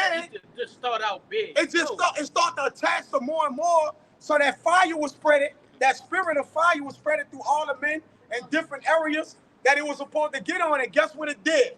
It done grew to where they can't put it out. You know, some fires, those wildfires, they just let them go out on their own. Saying with the men of the Lord, we're not going out no more. Once he lit us up, we're gonna be lit up to the kingdom. That's it. To the four corners. But look, they sprayed like wildfire. We gotta do something. Then the fire trucks and shit ain't working no more. They're like, what we have to do? All right? You can't put water on it, because water on it make it what? More aggressive. All right? So we're that wildfire that the wicked can't put out, man. You got it, y'all got it. You got it. In 2 Peter 1:19, we have also a sure word of prophecy, whereunto ye do well that ye take heed, as unto a light that shineth in a dark place, unto the day of dawn, and the day's star arise in your hearts. In 2 Peter 1:19, we have also a sure word of prophecy, whereunto ye do well that ye take heed.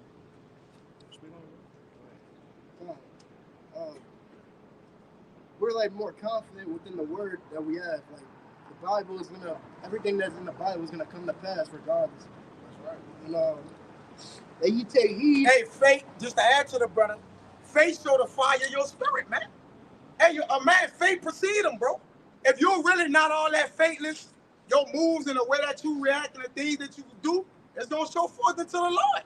At some point, brother, your faith gonna have to be in front of you. Now, whether it done went behind you or not, your faith precedes you. It's going to show who you are. All the men of the Lord, faith preceded them. You can read of Abraham, Hebrews 11, it spoke about what? The faith of the man. It's the faith, the thing that went before, man. And you saw it. It ain't like you can hide your faith, brother. All right? Oh, that guy got hit in his faith. But what? No, man. You gotta have a glowing, glamorous faith, man. Go ahead, brother. And what's the common denominator right there? All those men that are written in the scriptures, their faith is predicated on what? These same scriptures. It's not no different doctrine. That's a good point. Yeah, I want You to got say it out. too, That's because a hell of a all point, these bro. prophecies, it's gonna become more clear, man. It's gonna be everybody's gonna see that. Hey, everything in the prophecy is gonna come to pass. Everybody gonna see that. So a word. Yeah, so a word, man. A man that does exactly what it says, you have no doubt that the next time he says something, he gonna do what he gonna say. So the same thing is like the Lord. The Lord, everything that the Lord said he will do, he has done it or will do it. And we know he will do it because of the things that he said and he's done. You see, that's what boosts our faith. That's the go ahead. Go ahead. Can't help me 2 and 3. Come. This a rock. 26 and 17. As the clear light is upon the holy candlesticks. We are candlesticks unto the Clear Lord. light. We're candle lights and candlesticks unto the Lord that the Lord has lit. Because it tells you in Zechariah 4 that we're those two olive branch. that empty the oil out of themselves, man. All right, even the oil, you ever saw the oil from a candle? It looked unique. Like if you see the way the oil you burn on a candle, it looked unique. It's like a different type of oil or something like that, man. It says, as the clear light is upon the holy candlestick, that transparent light, those luminaries, those elegancy are the lights of the candlesticks of the Lord, man. All right, those are the start with those 12 tribes, all right, and the men that's in these camps. Brothers, younger brothers, all the way up into the apostles and elders, all the way down, man. The light is on. It says, so is the beauty of the face in ripe age. And wisdom calls a man what? Face to shine. We're in our youth, man. When you get the wisdom, you start to be in your youth. All right? That's what it meant. That's what that means. You could be 50. If you get this word, you in your youth, man. You in your strength. All right? And that's the beauty of the face and ripe age, man. Go ahead, Doc. You want that Habakkuk? Yeah. It's the book of Habakkuk, chapter 2, and verse 3. And it reads, for the vision is yet for an appointed time, but at the end it shall speak and not lie. Though it tarry, wait for it, because it will surely come and will not tarry. That vision, man. Yeah, it might see blurred to everybody else, to the world. It's blurred right now, and people can't see it. But soon, it's gonna become clear. Just bringing that brother precepts, man. Hey, this is a short word prophecy. It shall surely come to pass. It might seem like it might take a long time, or people, it might take longer and longer. But yeah, we see that it's closer than we think. That's why we gotta turn it away for it, because Lord don't lie. Even in just regular times, when you think about it, it feel like the night. Which one feel longer, the day or the night? The night, for the sure. Night. When you been at night, it turn night. It's like it dominates the day. Like it's a thicker, more. Especially if you can't sleep. Especially if you can't sleep. When you toss and turn. If you ever try to go to sleep in the day, it's usually more easy than people who toss and turn at night. You up thinking and things are rougher. All right. So the light, even in the night, when you did kind of put those two together, the night is still rougher than the day, man. That's why the light gonna be important. When it do start to shine, it's gonna dominate that, man. All right, it's like an equalizer. Hey, the night is far spent. The day is at hand. There you go. It's far spent. The day is at hand. It's imminent. It's now. So the things of the light gotta come forth now. The treasures of darkness, it can't hide itself. It can't go anywhere no more. All right, it has to be put out. Go ahead, brother. If I could quickly say, hey, look at the time we in right now as the actual daylight. Right? There's no need for the street lights to be on. Yep. Right? But we are in what? In the darkest times that history has ever seen. Yep. The world has never seen this depth of darkness. But so what? brightest. When you go inside your house at night, don't you need light? So the Lord is doing what? He's putting his lights out there in the darkness. The darkness is the only time when you need light. Right? You don't need a light in the light. Yeah, you don't. You need light when it's darkness outside. Well, that's why the Lord made the lesser light for the day. No, for the night. For the lesser light. The moon, my bad. The lesser light. I mean, I said it wrong. So I got you. I lost my get train what of you're thought. saying. Yeah. I get what you're saying. You got it. Y'all got it, boo. I lost But, my train. Read that again, because that's going back to what you just said. In 2 Peter 1:19, we have also a sure word of prophecy, whereunto ye do well that ye take heed, as unto a light that shineth in a dark place, As unto what? as unto a light that shineth in a dark place, until the day dawn and the day star arise in your hearts. Right, so you see, messing up, like right now, you can't see all of the stars because it's daytime, man. All right, the light of the stars shines in a dark place. All right, as it tells you in Isaiah 60. Let me get this real quick. Isaiah, you have that? Bring it up. Bring it out, huh? Yep. Isaiah 60 and verse 1. It says, arise, shine, for thy light is come, and the glory of the Lord is risen upon thee. So that's what we're seeing right now. You know, the light is shining brighter and brighter. You know, so the Lord is constantly refining us each and every day. You know, so that's what we're doing, going through these levels of adversity. One thing about it, the true men of the Lord is showing up on the scene now. We're seeing it right now. The light is getting brighter and brighter until that perfect day. Verse 2, it said, for behold, the darkness shall cover the earth, and gross darkness the people. But the Lord shall arise upon thee, and his glory shall be seen upon thee. That's what we're seeing right now. You know, hey, that's plain and simple. Light is shining. Yes, light is shining. That's on time right there. That's heavy. Okay. Yeah, because what that darkness represents, man. It's talking about the ignorance of these people out here, man. You know, not knowing what's going on, but yeah, hey, the Lord, you know, we was in that state at one point. Hey, the Lord shine that light upon us. Yes, sir. You know, well, yeah, to where hey, now we are well. You know, we know what's going on out here according to the scriptures. You know, he's doing that in these terms, man. That brother got one right there. Hezekiah got one. Yeah. You got one? That's brothers on the side right there. They will bring it back. This is Baruch 4:2. It says, turn thee, O Jacob, and take hold of it. Walk in the presence of the light thereof, that thou mayest be illuminated. Break it down. So Yahweh Shai is the light. So by us walking in the ways of Yahweh Shai, he then turns us into that same light. Now maybe you join heirs. Yeah. That's why Paul said, be ye followers of me, Yes, sir. as I'm a follower of who? That's the light. Happy, Hey, and if I could say this, when Yahweh Shai, when the last time he walked the scene, he showed the disciples and his men everything, the perfect way to do everything. Yo. So look, he said, this is the way, walk ye in it, man. Yes, sir. This is the illuminated way. And that's what we're trying to do, walk in it to the best of our ability. Teach other men to do and so. teach also. other men to do so also, man.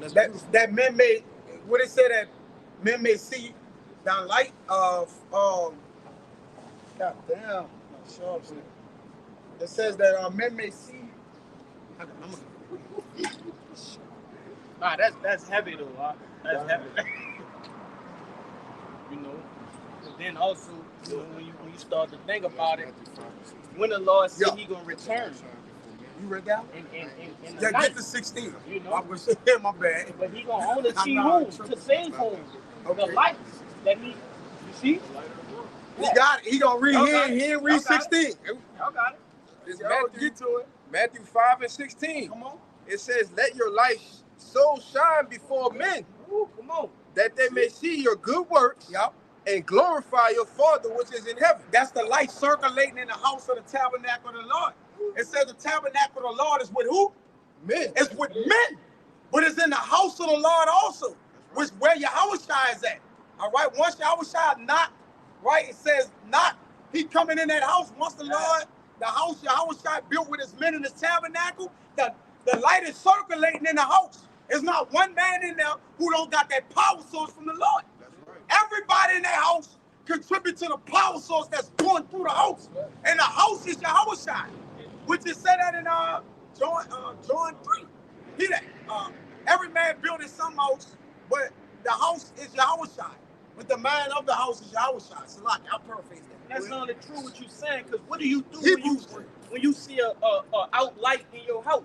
You pluck it out, you take it out, and you put a whole new one in. Yep. Woo-woo. You see? So it's only fitting that you say, man, every light that you see in the house of the Lord have to be illuminated. Yep. It's no other way. And, and that's why when we was darkened, we was alienated and darkened, we started to dim out. But when the Lord put the light on us, we what? Shine more. Because even that light you replace, it'll shine sometimes harder than the other lights. Because why? It got all this energy and fuel which we're renewing with, man. Everybody know that about electric. What did electricity do? It goes from one man to another. So we're in a house of light. We circulate, man. You complete the circuit. You complete the circuit. And the Lord sitting on the circuit of the earth. Really, the Lord is sitting up. Listen, the Lord is looking at his men in the earth, man. The Lord gonna punish the earth. But then he gonna save his light side of the world. The Lord sitting on the circuit of the earth, man. What we talking about, man? Let's go, brother. The brother garment all lit up like with sparkles, like like it's stars and circuits, man. The spirit on fire. Come on, man. Go get it. Proverbs 13:9, the light of the righteous rejoices, but the lamp of the wicked shall be put out. I can't hold myself. Read it again, bro. Proverbs 13:9, the light of the righteous rejoiceth, but the lamp of the wicked shall be put out. Man, they say, hey, the light, hey, Lord, I like to get brightened up to elect. Hey, Lord is pointing out the light of the wicked, man. Hey, if I can add, we gonna let that nigga got no light. Hey, the Lord hit that nigga. The Lord hit that nigga circuit breaker. And he's just looking for the surge. Man, I ain't got nothing, man. Lights out. But a lot of people, hey, you'll be in a light in a house and a breaker could have tripped and Jay don't know what happened.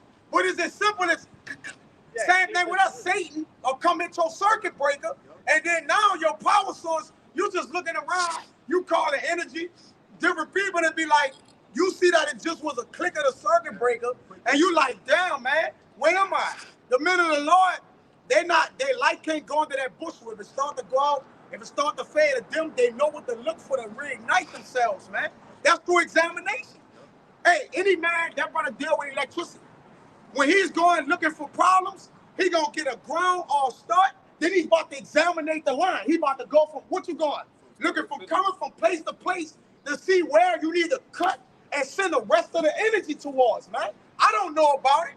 I know it have to work like this, though. Just from what? Common knowledge, man. You see? So where that dead energy is not at, it's being cut off and the new energy is brought loose. That's just like a man in the camp. If you're dead energy, the Lord don't replace you. The Lord will replace you with somebody that look just like you. No, he looked just like you. That's in the world. And a brother like, that's that brother like, no, that's another brother. Brother, that's in the world. When you replace a light or a light bulb, you got to replace it with the same one. The same bulb. Because it has a certain wattage. It got a watt. Yeah, like, come on. Go ahead, Con, you got it. Y'all got it. You got it. You still got something now? All right, Con, you got it. This Daniel 12, the point in 3, but I'm going to start at 2. And many of them that sleep in the dust of the earth shall awake, some to everlasting life, and some to shame and everlasting contempt. And they that be wise shall shine as the brightness of the firmament. The wise is the elect men. And they that turn many to righteousness as the stars. But what's the firmament represent? The light of the heavens, right? You start to get into the Shemayans, all right? And that firmament, the Lord lit it up, man. Right. It was illuminated. The Lord lit the heavens up. Remember, it was deep, void, and dark in Proverbs 8. All right? The lights are conducive to what a dark place would look like when it's lit up and illuminated. You got it. Say the wise shall shine. That's talking about the elect men. The wise. Let's go. Shining and turning other people to righteousness forever. And ultimately, that's talking about the kingdom. But what? The kingdom starts what? In men. The kingdom starts within men. That's transparency of light, man. Yeah. It starts to be transparent. There's a clear line to the men that's of the same circuit, man. Yeah, it's a surge. You got also light up the firmament using the light unicorn. Come on, using the unicorn to spread that light to the ends of the earth. Man. Come on, brother. To continue the circuit. Yes. Yeah. You see? You got to. It says their line is gone now. Yeah. You got it. I had something real quick. All right, just to give brothers an idea of what America is. All right. This Job 9:22. It says, a land of darkness, as darkness itself, and of the shadow of death, without any order, and where light is as darkness. Right? And that's just a basic representation of how America is depicted. Right? It seems like it's right, but it's not. It's just darkness. Okay, it's like you have a blindfold on in a dark room and you're trying to find your way. Right? And as these brothers been beautifully bringing out, hey, the only lights are the elect men. Okay? It's a shadow of darkness. What your shadow do? It follow you. Yeah. So all through America, the darkness is following itself. Just like the Lord made the light to make a circuit and come around, the darkness is going around too. That's why 2/3 of our people, the wicked, they're what? Darkness is following it, man. Yeah. Brother, you can't run from your shadow. So when it's dark, if you're a dark demonic person, you got to go around dark demonic people. Look at all these secret societies and all that. What they do, meet in the dark. Be with in the night. dark people on their beds. Upon their beds. Right? Let me get one to They be with dark people in dark places doing dark things. Wearing dark clothes.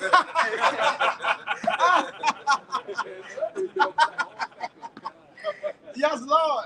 Yes, brother. I got one to back you up. Everything is right. Everything is right now. Come on with it. To back up what you You said. said it's right. You got This being a land of darkness and what that light is shining forth in it. shadow of death. This is 2 Corinthians 4, verse 6. For the Most High hath commanded the light to shine out of darkness, hath shined in our hearts to give the light of the knowledge of the glory of the Most High in the face of Yahushai HaMashiach. Goodness. Hey, that's for us, man. Like, Bro, read that again. And then you break it down. Read that again. This is Oh my God. This is 2 Corinthians chapter 4, verse 6. For the Most High, who commanded the light to shine out of darkness, hath shined in our hearts to give the light of the knowledge of the glory of the Most High in the face of Yahushai HaMashiach. Hey, that represents us, man, because we were once in that darkness, man. We were once ignorant. You know what I'm saying? But yeah, hey, the Lord command. This ain't the Lord command. Command. So, hey, shine this light upon us, man. Shine upon our hearts. You know, where we obtain this knowledge, man. But hey, that's that light represents. You know? Go ahead. The book of John, chapter 3, verse 19, it says, and this is the condemnation that light is come into the world. But men, yeah, light is coming to the world. Hey, this word being brought up, man, that's coming to the world. But yeah, continue. It says, but men love darkness rather than light. Yeah, basically, majority of people, they love the darkness. They don't want to come to the truth, man. You know, they love the darkness. They love, the ignorance, man, because that's all they know. You know, so they can't come to. They're afraid to come to that light. Yep. It's a gray area. Yeah, it's too gray. It's too bright for them. Oh, I got something. It says, because their deeds were evil. Verse 20. You want to say something? It says deeds were evil. Like, it was too dark where the light shone upon them. It hurt them. You know what I'm saying? Like, the truth be revealed. Yeah. It's gonna say that. Go ahead. It says, for everyone that doeth evil hated the light, neither cometh to the light, lest his deeds should be reproved. Like, yeah, the more you do wickedness or the evil, yeah, you gonna hate the light, man. Because having that light, the word, that's gonna cut you. It's too bright. It's gonna basically it's gonna reprove you, man. It's gonna rebuke you. Verse, a lot of people in this world don't like to be rebuked, man. They hate it. Yep. You know, go ahead. It says, verse 21, but he that doeth true cometh to the light, that his deeds may be made manifest, that they are wrought in our power. Yeah. Ones that doing the truth, that is in the truth, in sincerity. You know what I'm saying? Hey, they come to that light, man. You know? That's the specs of itself. That deeds gonna show it, you know? It's gonna show wholeheartedly what you believe in, your deeds, your works. Everything gonna follow you. Yeah, and that's why you can tell the separation of men. They're separated by what? Adamant light. Adamant light. There's a level of separation. And that's why we know the men that have no light in them. It shows, right? Because their deeds are dark. All right? Their ways are alienated. This Baruch 3:20. It says, young men have seen light and dwelt upon the earth, but the way of knowledge have they not known, nor understood the path thereof, nor laid hold of it, their children will fall off from that way. So if you don't, your children are cursed, your habitation, all right, the dark men of the earth, all right, are the men, the wicked, okay, their habitation is cursed, their children, their ways, they don't know of it, man. But the children of light, there is going to be upon their children's children. That circuit not gonna go out. That's no going out. The men of the Lord don't have a breaker box on their lights, man. They just got their light go straight to the power source, which is Yahweh Ba'ashem Yahushai, man. So in other words, nobody can cut on or cut off their lights but who? The Heavenly Father and the Son, man. Hey, Do his son, go ahead. the perfect example is what? The sun.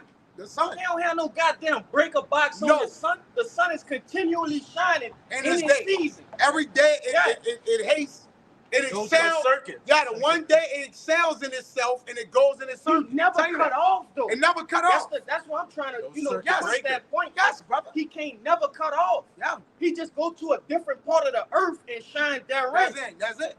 That's it. But I had something to back you up on something you said. It's somebody else. Y'all got something on that, brother? Go get your what, brother? It's brother crazy, man. It's 1 Corinthians 5 and 5, and it reads, "Ye are all children of light, the children of the day. We are not of the night nor of darkness."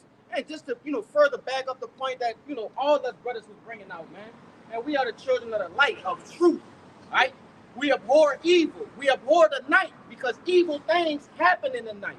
You see, and truth dwell within the light. What you got, y'all? Yeah, like I said earlier, it showed the separation. You know what I'm saying? Like we don't partake in the darkness, man. And it's been shown. Everybody see that. Including our family and just average Joe, man. They see that we don't partake in the darkness. Man. We are that light. We have that light within us. I got it.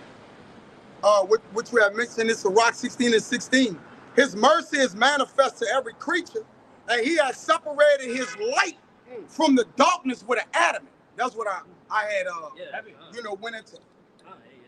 Back to the point, it's self-explanatory, man. Hey, Lord, separate us, man. By us having that light from the darkness, man, so we'll get caught up in that darkness. Yeah. It's the book of Ecclesiastes, chapter 8, verse 1. Who is as the wise man, and who knoweth the interpretation of a thing?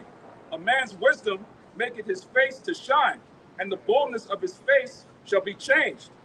Right, when you come into the truth, you change, man. Everybody notices there's something different about you, even if they can't put their finger on it. All right? We know it's wisdom, the spirit of the Lord, keeping the commandments, knowing our nationality, knowing that we're from the 12 tribes of Israel, knowing who our enemy is. All these things change you. You might be in the world, you might have a joking spirit, you might be interested in folly, but you come into the truth, you get serious, man. It changes your face. It literally changes the way you look. That's not. That make a great point, because in that word adamant, all right, you said make you hard, stern, or still. This the word adamant. Hard, unbreakable, unshakable, a very hard stone, adamant, the hardest iron and steel. What we become? Think about what faith does. Think about the word faith. Now read that again. It says adamant, hard, unbreakable. Unbreakable faith. Unbreakable faith. Unshakable. Unshakable faith. In belief. In belief. It says in belief. Heaven, right? So the Lord separated his light from his darkness with an adamant, meaning it's a clear. That's good. It's a clear distinction. I'm trying to check out that. That's why the Lord separated this. Yeah. He said we're the light and they're the darkness. Gross darkness. Look at it. Get them people gross. Them people are hour deep. They're in the deep of darkness. Come on, bro. The Lord has separated us with an adamant. Like I'm talking about an unbreakable, like to where, like he said, there's a go fix. I'm wide, the back of what you were saying, there's a go fix, brother. It's unbreakable. It's a great go fix to where the light can't cross over to the darkness. And that's why we know in the kingdom of heaven, the Lord got his sheep on the right and his goats on the left. And they make up the goats with Esau being the chief, brother. The other nations are the goat soup. All right? But it's saying Revelations 11. I got what's it saying? Revelation 11 that the temple without leave that unto the heathen. It says an adamant, a little more wide, a diamond, a magnet. It says the hardest material. Hardest. Because Jake really thinks, the hardest is NBA Youngboy or some Boosie or one of these niggas, man. There's nothing harder than a man of faith. Yes. We all ready to die for you. How about you now shine? All of these so-called street niggas, hood niggas, you put them in a room, you give them a pack of cigarettes, they're ratting on their homeboys, man.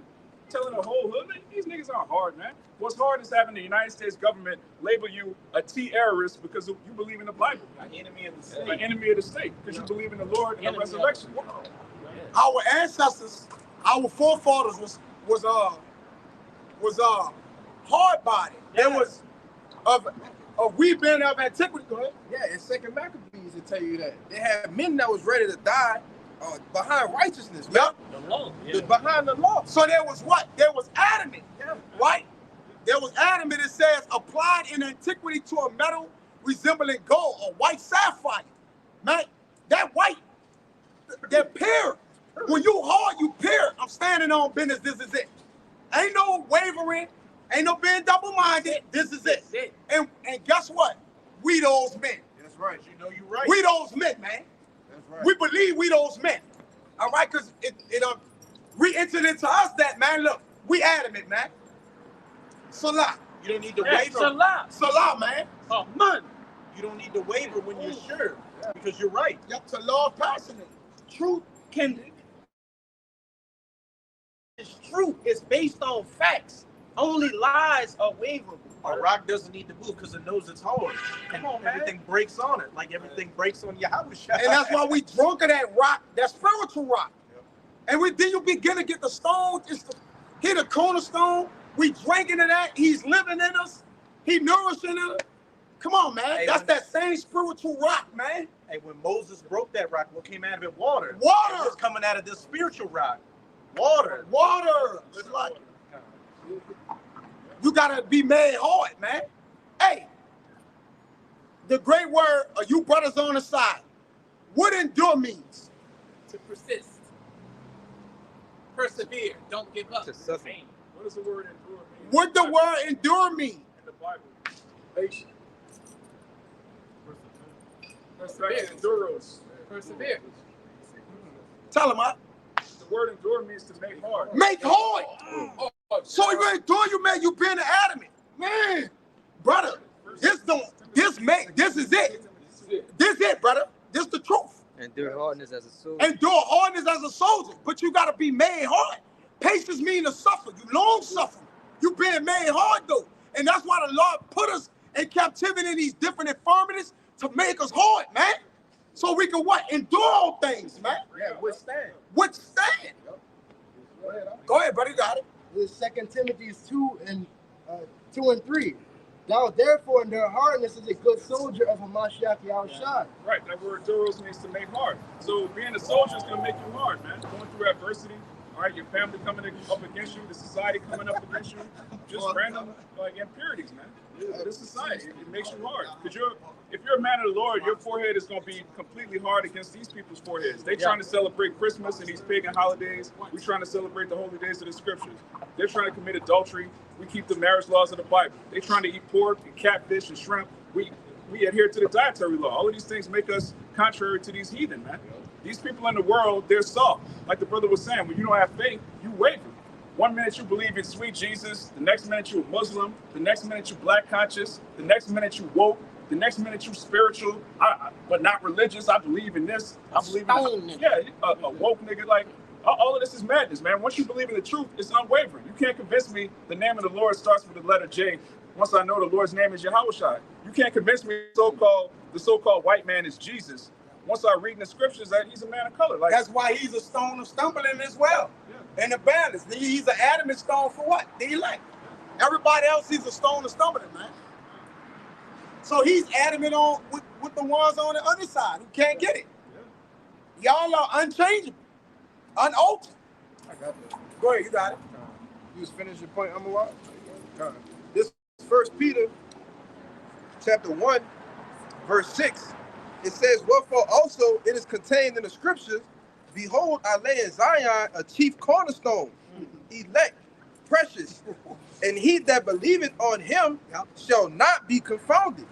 So those that believe on the chief cornerstone represents Yahushua, all right, and those that believe on him, believe in his resurrection, believe that he walked the earth, and believe everything that Yahushua came with is not going to be confounded, all right, which is the elect. Okay, you want to say something? Yeah, because y'all sure represent that spiritual rock, man. That's right. Yeah, and the rock is hard. Yep. It can't be moved. It's hard to move it. You know? It's verse 7, it says, unto you therefore which believe he is precious, but unto them which be disobedient, the stone which the builders disallowed, the same is made the head of the corner. You want to say something on it?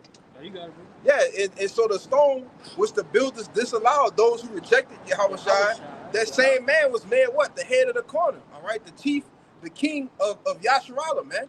It says, verse 8, a stone of stumbling and a rock of offense, even to them which stumble at the word, which Yahushua is the word. It says, being disobedient, whereunto also they were appointed. So Yahushua, he's the rock, and he was a stumbling to the wicked, man. All right, and he's what it said. And those that believe ain't gonna be. It's not gonna be a stumbling block to them, man. You know, you got it, bro. Now, I believe it was either. I think it was in Jeremiah. Was I will make your face hard against their faces. Yeah, that's Ezekiel. Ezekiel. Yeah, so what? You know, they come. Jake. You know, 2/3. You know, the wicked. As the brother was saying, you can't convince us that the name of the Lord is anything but Yahweh, or the name of Yahweh, or the name of the Son is anything but Yahushua. You know, you can't convince us anything else against the truth. When these falsehoods try to come against that rock, it gets dashed to pieces. Well, that's why they say in the Old Testament and the New Testament that the Lord changed not. He the same yesterday, today. If you're a stone, if you was made of stone, you just a stone. Yeah, you Get just it? a It don't stone. change. You can't be It ain't free. moved. It's there. It's solid. There's a level of solidarity to it, man. And that's the Lord the same way, man. He's unchanged. Matter of fact, get Hebrews 6 and 17. The Lord don't waver. He's not double-minded. If the Lord put the business in, the Lord ain't changed the Bible. The commandments are the same commandments, brother, that Moses went got. Ain't nothing changed. All right? It's the same business. The Lord like, no, I'll put this in place. I'm standing on business. Same as what we supposed to do. All right? As stones that build the building, we got to be as rock solid in our place as we could be. And if you take one stone out of the building, all right, untempered or unmortared, it's going to what? Fall. It's going to chip away and fall. So the stone that the Lord picked you out to be, when you get put in place, it's plug and play. It's on.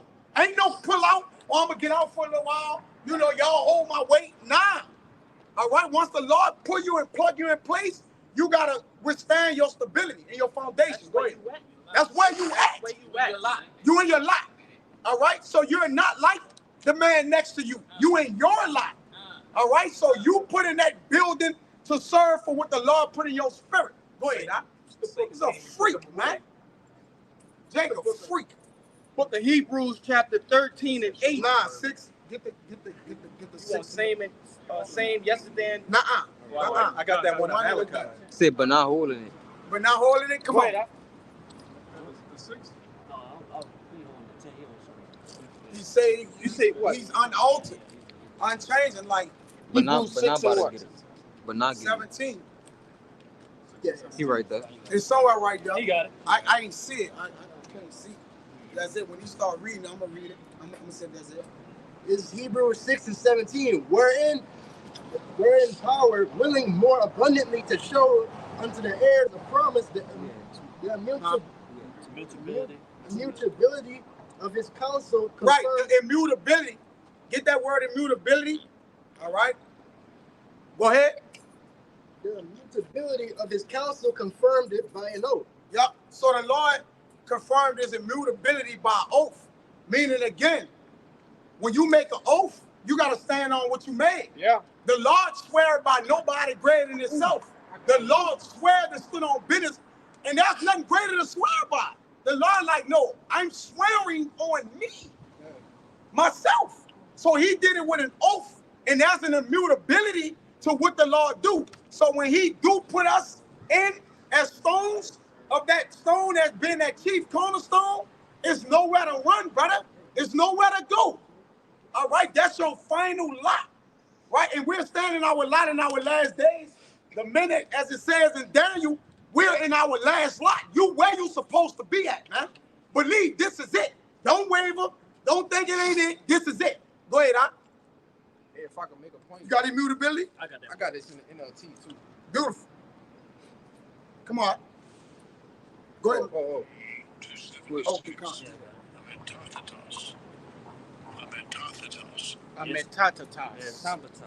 It said it means not transpose. Not transpose. Come on. Not to be transferred. Not the Lord ain't transferring nothing. Oh well, you know, in the new Bible, in the New Testament, you know, God said everybody love you can sin all day. No, that ain't translate like that, man. That ain't transferred like that, man. Go ahead, huh? It's not to be transferred, fixed, unalterable. Unalterable. Then we go into the Strong's definition. It said unchangeable. Unchangeable. Unchangeable. You can't change the Lord the same yesterday, today. You can't change that. So if you're a man of the Lord, you can't change it, brother. Hey, come to the prophet and subject to the prophet. Come to the throne of grace boldly, my man, and pray that the Lord what big you up, because this your lot, man. Stand ye in it. Okay, that's it. Wait, y'all brothers got it. You got it. This Hebrews 6:17 in the NLT, it says the Most High had also bound himself with an oath, so that those who received the promise could be perfectly sure that he would never change his mind. He'll never change his mind, man. You're going to read that again. That's why the Lord say he what? One of the favorites. He magnified his word above his name. Yeah. The Lord bound himself by his word. So if he made an oath to the precious elect, he's standing on business. Yes, so we don't got a choice but to stand on business, because if you're part of the elect, he going to make you be the elect. Ain't no running from that. You got to be that. And you gonna love it. And you gonna love it. Come on, let's get it. That's heavy. I ain't never read it in NLT. Y'all read 18? Oh my God. Read it. Okay, I'm gonna read 18 too. I'm gonna start at the top again. I ain't never go to NLT. This Hebrews 6:17 in the NLT, it says the Most High had also bound himself with an oath, so that those who received the promise could be perfectly sure that he could never change his mind. So the Most High has given both his promise and his oath. These two things are unchangeable, because it is impossible for our power to lie. Therefore, we who have fled to him for refuge can have great confidence as we hold to the hope that lies before us, man. You want to read it again for you? If I could, You can speak yeah, on because it. I was, I was talking now. I was catching what you was, what you was reading, and ultimately that circled back into what, all right, what we believe in, our faith. Because hey, the Lord said his promise and his oath is unchangeable. Okay, and that's what give us the faith and the strength to come out here to continue prophesying, all right, and boldness, and great boldness. And who the Lord gave his promise to? I'm holding that in Malachi. Who he gave his promises to? The Israelites. Who are the Israelites? That's us, baby. That's us. The Lord like, listen, I'm not changing. So when they, you hear people say, oh, well, God was mad with the Israelites, then he got rid of them. No. God is not a God that what? He can lie. Neither is he the son of man that he needs to repent. So neither do he can lie, or he don't have to repent, because he created lying and repenting. They say it's impossible for the Most High It's impossible for him to lie. But he can send his angels to be a lying spirit in the mouth of all the prophets, man. The Lord cold. What are we talking about? Come on, bro. And he still ain't lying. It's still impossible. No, I didn't lie. I judged the man. What do you got to lie for? He don't got to lie. Who gonna check him? Who gonna check the Lord? If you Yeah. What would be the point of having faith in a man that changes his mind all the time? Yeah. Why would you give up your life to serve a man that could just change his He mind can change tomorrow? his mind. I'm Well, a man. yeah, that's what Christianity teaches, man. Oh, the Lord had a chosen people back then. Now he has a different chosen people. Now he loves everybody. What's the point of having faith in somebody that can change their mind tomorrow? For Man? real. All right, the scripture said the Lord doesn't change. Therefore, read that again, 17 in the NLT.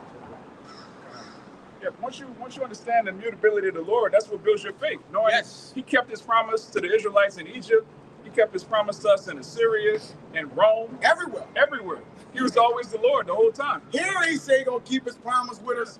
He said, in the land of your captivity, you're gonna remember yourself. Yeah. We remembered ourselves. He said in the place where it was said, we were not the people of the Lord, there shall they be called the There shall children they of be the called the living people God. of the Lord. The Lord told us over 4,000 years ago that we would lose our heritage, go into slavery on slave ships, and then remember who we are. And remember who we are. Yeah. And it happened. He said that in Jeremiah 17:4. He said, thou even thyself shall be discontinued from thy heritage, which I gave you. That's the same promise in the oath he gave to Abraham, which was a forefather oath, Jeremiah. So he said, look, you're going to lose, like you're going to be discontinued. You, Jeremiah, he said, thou even thyself. Meaning what? You, Jeremiah, even though Jeremiah was working with the Lord right there, he's like, no, you're going to be discontinued from this. And then in Hebrews, Hosea, well, in the land of that captivity, you're going to remember yourself, Hosea. So he also promised that Jeremiah going to remember himself. Come on. This is up. You got it. You want me to read this again? We got you precept, man. This Hebrews 6 and 17 again in the NLT. It says the Most High also bound himself with an oath, so that those who received the promise could be perfectly sure that he would never change his mind. Right? He bound himself with an oath. So if you look at every other doctrine in the world, whether it's Judaism, Christianity, Islam, they all tell you that the Lord's oath was done away with. Oh, he made a promise to Abraham, but now he loves everybody. Oh, he told you to keep the commandments, but now you can celebrate Christmas.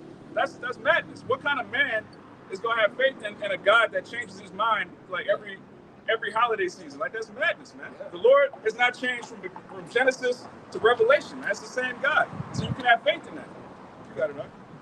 Yeah, just go ahead, huh? This 2 Timothy 2:9. It says, wherein I suffer trouble as an evildoer, even unto bonds, but the word of our power is not bound. So even though he said, well, look, I'm a keep an oath.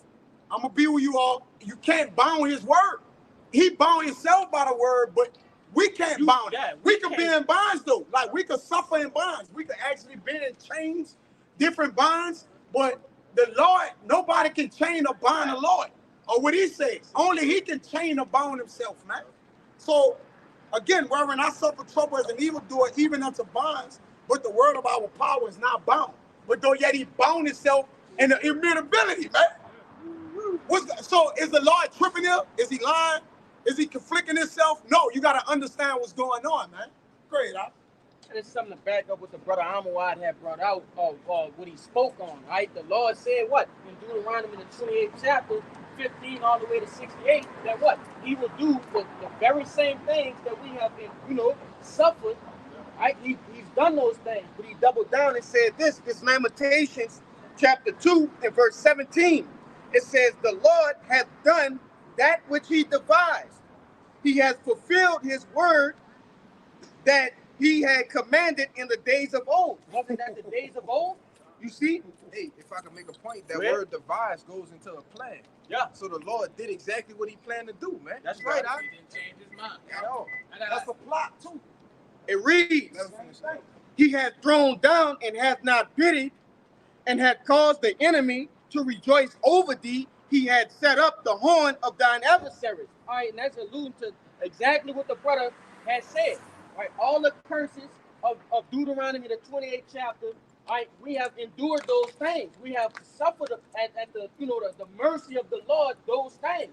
So how much more the promises that the Lord say he'll do what?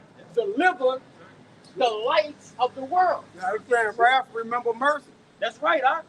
I just wanted to bring that out to show you, hey, the Lord, hey, he do everything he say he gonna do. That brother got a preach up. Scripture says, I am the Lord, I change not. Here's Proverbs 24 and 21. It says,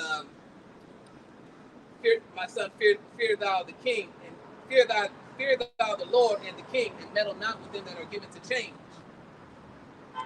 You got it. Break it down. And so Lord says that it's not only does the Most High not change, but He also says don't even associate with people who are constantly changing. Like a lot of brothers in this truth think they're in the truth, they change their doctrine all the time. Don't be, you can't be around people like that. Meddle not with those that are given to change. Okay, to back you up, in the back of what Amawad was saying, why would you have faith in somebody that's constantly changing? Look at these people that have their faith in Esau. Yeah. Look at those Afghanistanis that thought that the U.S. government was going to protect them. They left. Now the Taliban's taking over. Look at these people that have trusted in Esau. They got the juice. The big pokey. They're going to get the C-hip. And what? That's going to lead them to getting burned by nukes. But those that trusted in Yahweh Bahashem, Yahweh Shai, that isn't going to change, or what? Going to see salvation. Another thing too is that why will Lord say don't give nothing to change, and then He change Himself? He basically called Lord a hypocrite. Don't trust people that change, but I'm gonna change. Yeah, I'm gonna change. That's what Esau does. Don't break this law, but I amended it now that it's no longer a law. Yeah, it's no longer. Don't take the jab, folks. Don't take the jab. By the way, if you took the jab, you can't get this job. Like, what are you doing? That's madness. Right? But like the brother said, that's exactly how these people are gonna be confounded because they trust in Esau, a man whose mind changes with the wind. All right, these women are gonna be left out. They trust the government. They're gonna be destroyed. A lot of them are gonna get drafted and die in World War III because they trust in equality and all of this madness. All right, our people, 2/3 of our people, so-called Negroes, Latinos, and Native Americans, they trust in Egypt, man. The brother can get Isaiah 30.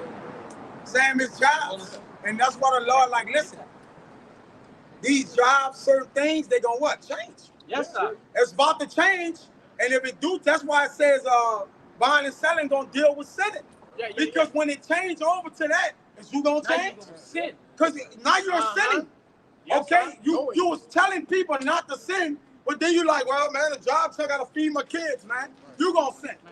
What are you talking about, man? All right, you can't. The world is giving us a change, like the brother said. You can't meddle with that. All right? You meddle with the world, you're going to be swayed to and fro. All right? You're going to be wavered. They don't got the truth. The eyes of a fool are in the world. Yes, man. I had to do it. No. All we have to do is follow Yahweh Bashim Yahweh Shai, man. That's all you. Now you have to do that. That's it. The Lord don't care about none of that. The Lord I don't had care to about that. do this for my family. Oh, my sweet cousin He had don't to. want to hear that, Man, what we talking about? I Yes, think you the Lord wanted gonna to do it. Come on, He come back, and he gonna look at you with a C-hip. Oh, I'm gonna have to do it then. Yeah. I'm gonna have to do it. Yeah, I'm gonna have to do it. Come on, man. I'm gonna have to do it. Yeah, brother, that's a good one. Hey, and he got to do that because what? He say he changed not. Change Right. that. He say what he gonna do. So when it come down, I gotta do I that. have to do that. Because the prophecies, the words that he spoke in the scriptures got to be fulfilled. It's only two sides of the coin that you could be on. You're not going to take it, or you're going to take it. That's salvation, or, hey, I don't know. Heads or tails. Heads or The head tails, at the man. front, and the tails at the bottom. Yeah. That's why the Lord dealing with that change or choices. The Lord just be like, I would rather be this. Yeah, then Just be this. come on. Because if you over there on that other side, I got this for you. Just be this. It's simple if you just be this. I got salvation for you. But if you be this, I got death, destruction, turmoil, pestilence. So I got a whole list. I got a whole what do you call Magazine. I got a whole magazine of weapons on this side for you, man. God, Man. You can't be a renegade for the Lord, all right? You can't be a renegade, You gotta be a quiet spirit, meaning you settle in one spot. You firm, grounded, and anchored. All right? Quiet. You say go out quietly and do what? Do your work, man. All right? You can't be no renegade or vigilante all over. Yo. I'm gonna get to the Lord. I need to handle this. I gotta get this straight and do that. No. I wish I told the rich man, hey, serve me today. Oh, I gotta get to a woman. I got oxen. I got a land I bought. No, man. Get to the business and we'll get everything in the kingdom of heaven, man. Immortality oasis. On top of immortality, dominion, and on top of dominion, riches. Uncountable riches. So, hey, we want the kingdom, man. We we done forsaken this life, all right, and we have went after the Lord hard. David said, I follow after thee hard. And the way you follow after the Lord is through what? The law, statutes, commandments, stick in the ministry, and teach, and what? Wait till he come get us, man. That's it. Go ahead. It's simple. It's Malachi 3 and 6. It reads, For I am the Lord, I change not. Therefore, ye sons of Jacob are not consumed. Play. Basically, I'm gonna let that shit go. Hey, they ain't that loud. That fucking is not loud.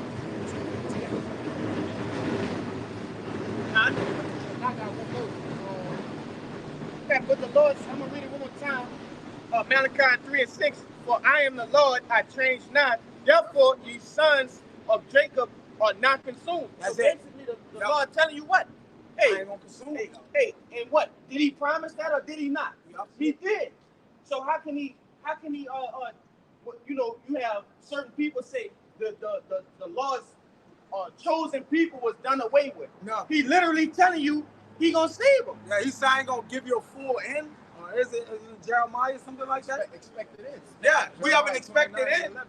But again, like he's not gonna fully consume us. Yeah, because if he consume us, he said I gotta do away with everything I created. The moon, the star, and he made those as signs forever.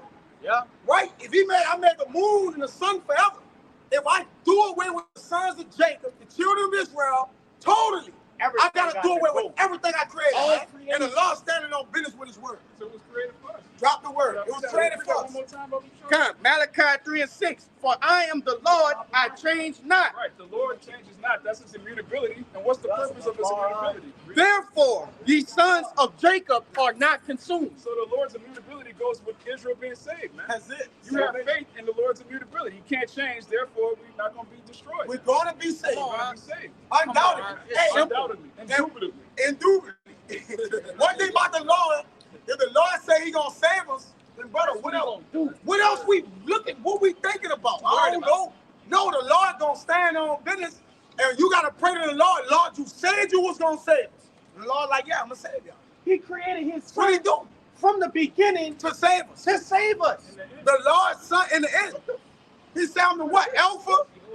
He said I'm the Alpha, and now we at the what? Omega. So the Lord, he's like, well, look, I will, what y'all was I saying? I will be with thee all the way to the end of what? To the end of the world. What world? This age. This eon. Jacob is the end. Esau's the end of the world, and Jacob, I'm with y'all all the way. He don't gotta say in the kingdom of heaven because it's automatic. I don't gotta say that. Now you can drop the mic.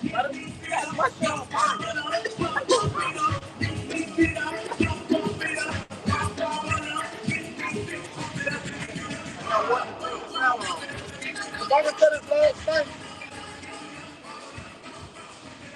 Even they're not gonna be consumed, but they're gonna get their ass to them. And that's why the Lord said he gonna save what? All of Israel. Yeah. That all of Israel, even though he promised over here in Zechariah that 2/3 gonna be cut off, he gonna still save them in the kingdom. All right? So that's a mercy. The Lord mercy endure forever, man. And Israel is not gonna be consumed, man, no matter what. The wicked will on this side do. But the elect, you know they're gonna endure. Some of them gonna be martyrs.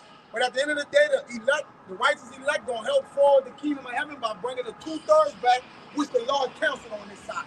Drop the money. That's it. Yeah. We'll get out of here. Real quick, before we get out of here. You got any questions? Good? Just following. Okay. Good deal. Yeah. Good deal. This is the book of Hebrews 10 and 23. Let us hold fast the profession of our faith without wavering, for he is faithful that promised. Huh. That's the main part they say, pass on fast, bro. And last they maintain, last they stay hard, endure.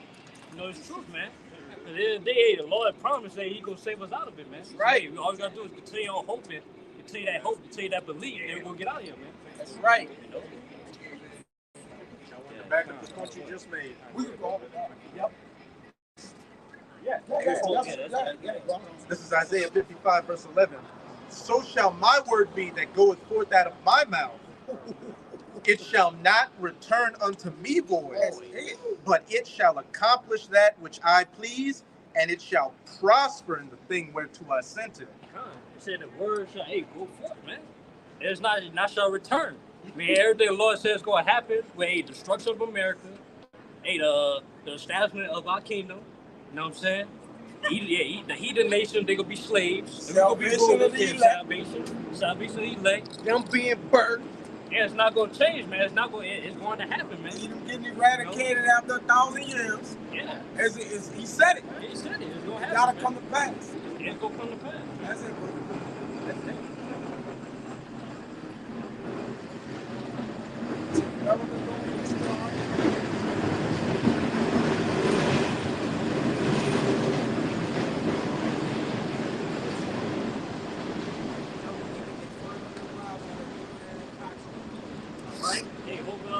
This live camp was edifying to those that are listening, those who elect. All right, now before we end this video, we want to give our praises to the Moms Apostle Elders of GMS, and peace and mercy to those who elect. Hey, above a ball. Above a ball. Above a ball. Above a ball. Above a ball. Above a ball. Above a ball. Above a ball. Above a ball.